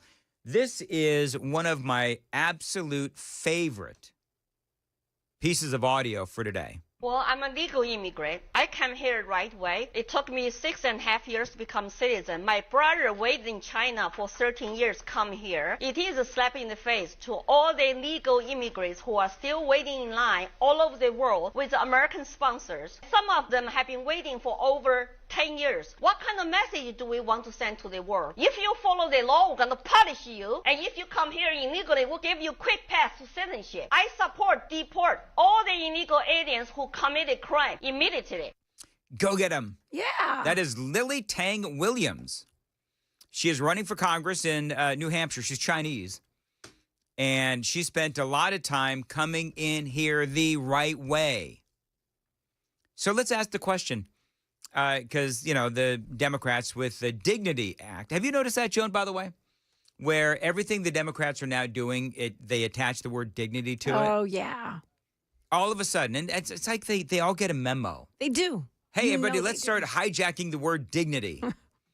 So they say dignity, which is allowing these illegal aliens to have all kinds of benefits coming into America. So basically it is, Medicaid, free insurance, all of the things that illegal aliens get. And this woman, Lily Tang Williams, she's really angry.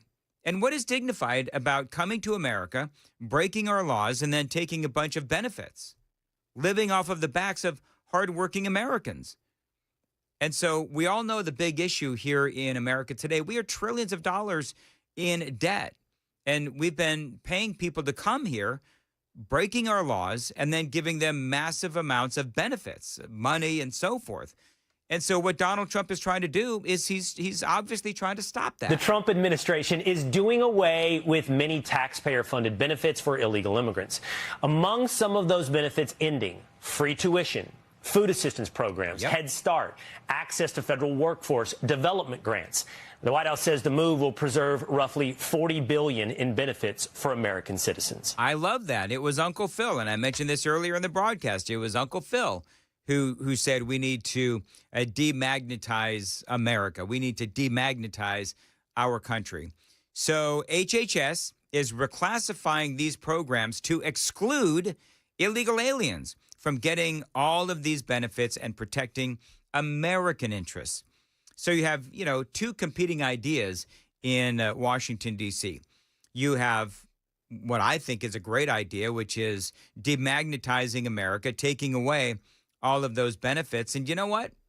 Maybe helping out the American people. Imagine that. And then you have, a certain contingent of Republicans and Democrats who want to pass this Dignity Act, which it does seem to me is going to incentivize more illegal immigration, because honestly, that's what the Democrats and some Republicans want to do.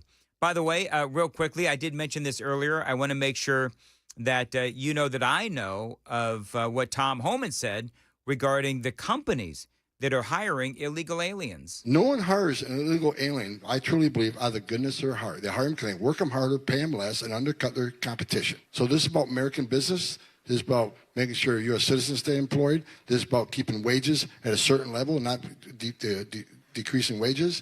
It's the right thing to do. Yep. And there is a way to bring people in legally. Congress needs to address that. And I mentioned this earlier, that you talk to, your average American bricklayers and, I don't know, plumbers or whatever it is, and they will tell you. They will tell you that illegal aliens coming into our country, if you were, making $30 an hour, it's your trade. All of a sudden, here comes all of these illegal aliens who can do the same thing that you do, and they'll do it for half, because they'll do it, they're working under the table and all these other things. And so that forces you to either learn another trade, or if you want to work and you have to compete against these illegal aliens coming in, you've got to lower your price. And that's not good for anybody. It is 8:23 on Nashville's Morning News on Super Talk 99.7 WTN. 615-737-9986. Getting a lot of feedback. Always appreciate that. It is time for Joan Jones in the news coming up at 8:30. Joan, what's the tease? There's a lot of signatures. 900 former Justice Department employees try to stop President Trump's pick for a federal judge. Also, this is a family affair, apparently. Another member of the Comey family is out of a job. We've got that and more coming up here at 8:30 on Super Talk 99.7. Now, Joan, WTN. Joan, I've got to ask that, do you have some great Nat sound for James Comey's daughter getting her butt canned from Donald Trump? Do you have the Nat sound? No, that but you I can need? make some up if you'd like. No, we gotta pull the Donald Trump. You're fired. Oh, we love gotta it. pull that. Okay, I will try to find it real quick. Yeah, I love it. No pressure, Joan. Yeah, okay. All right, time for the promo. 8:23.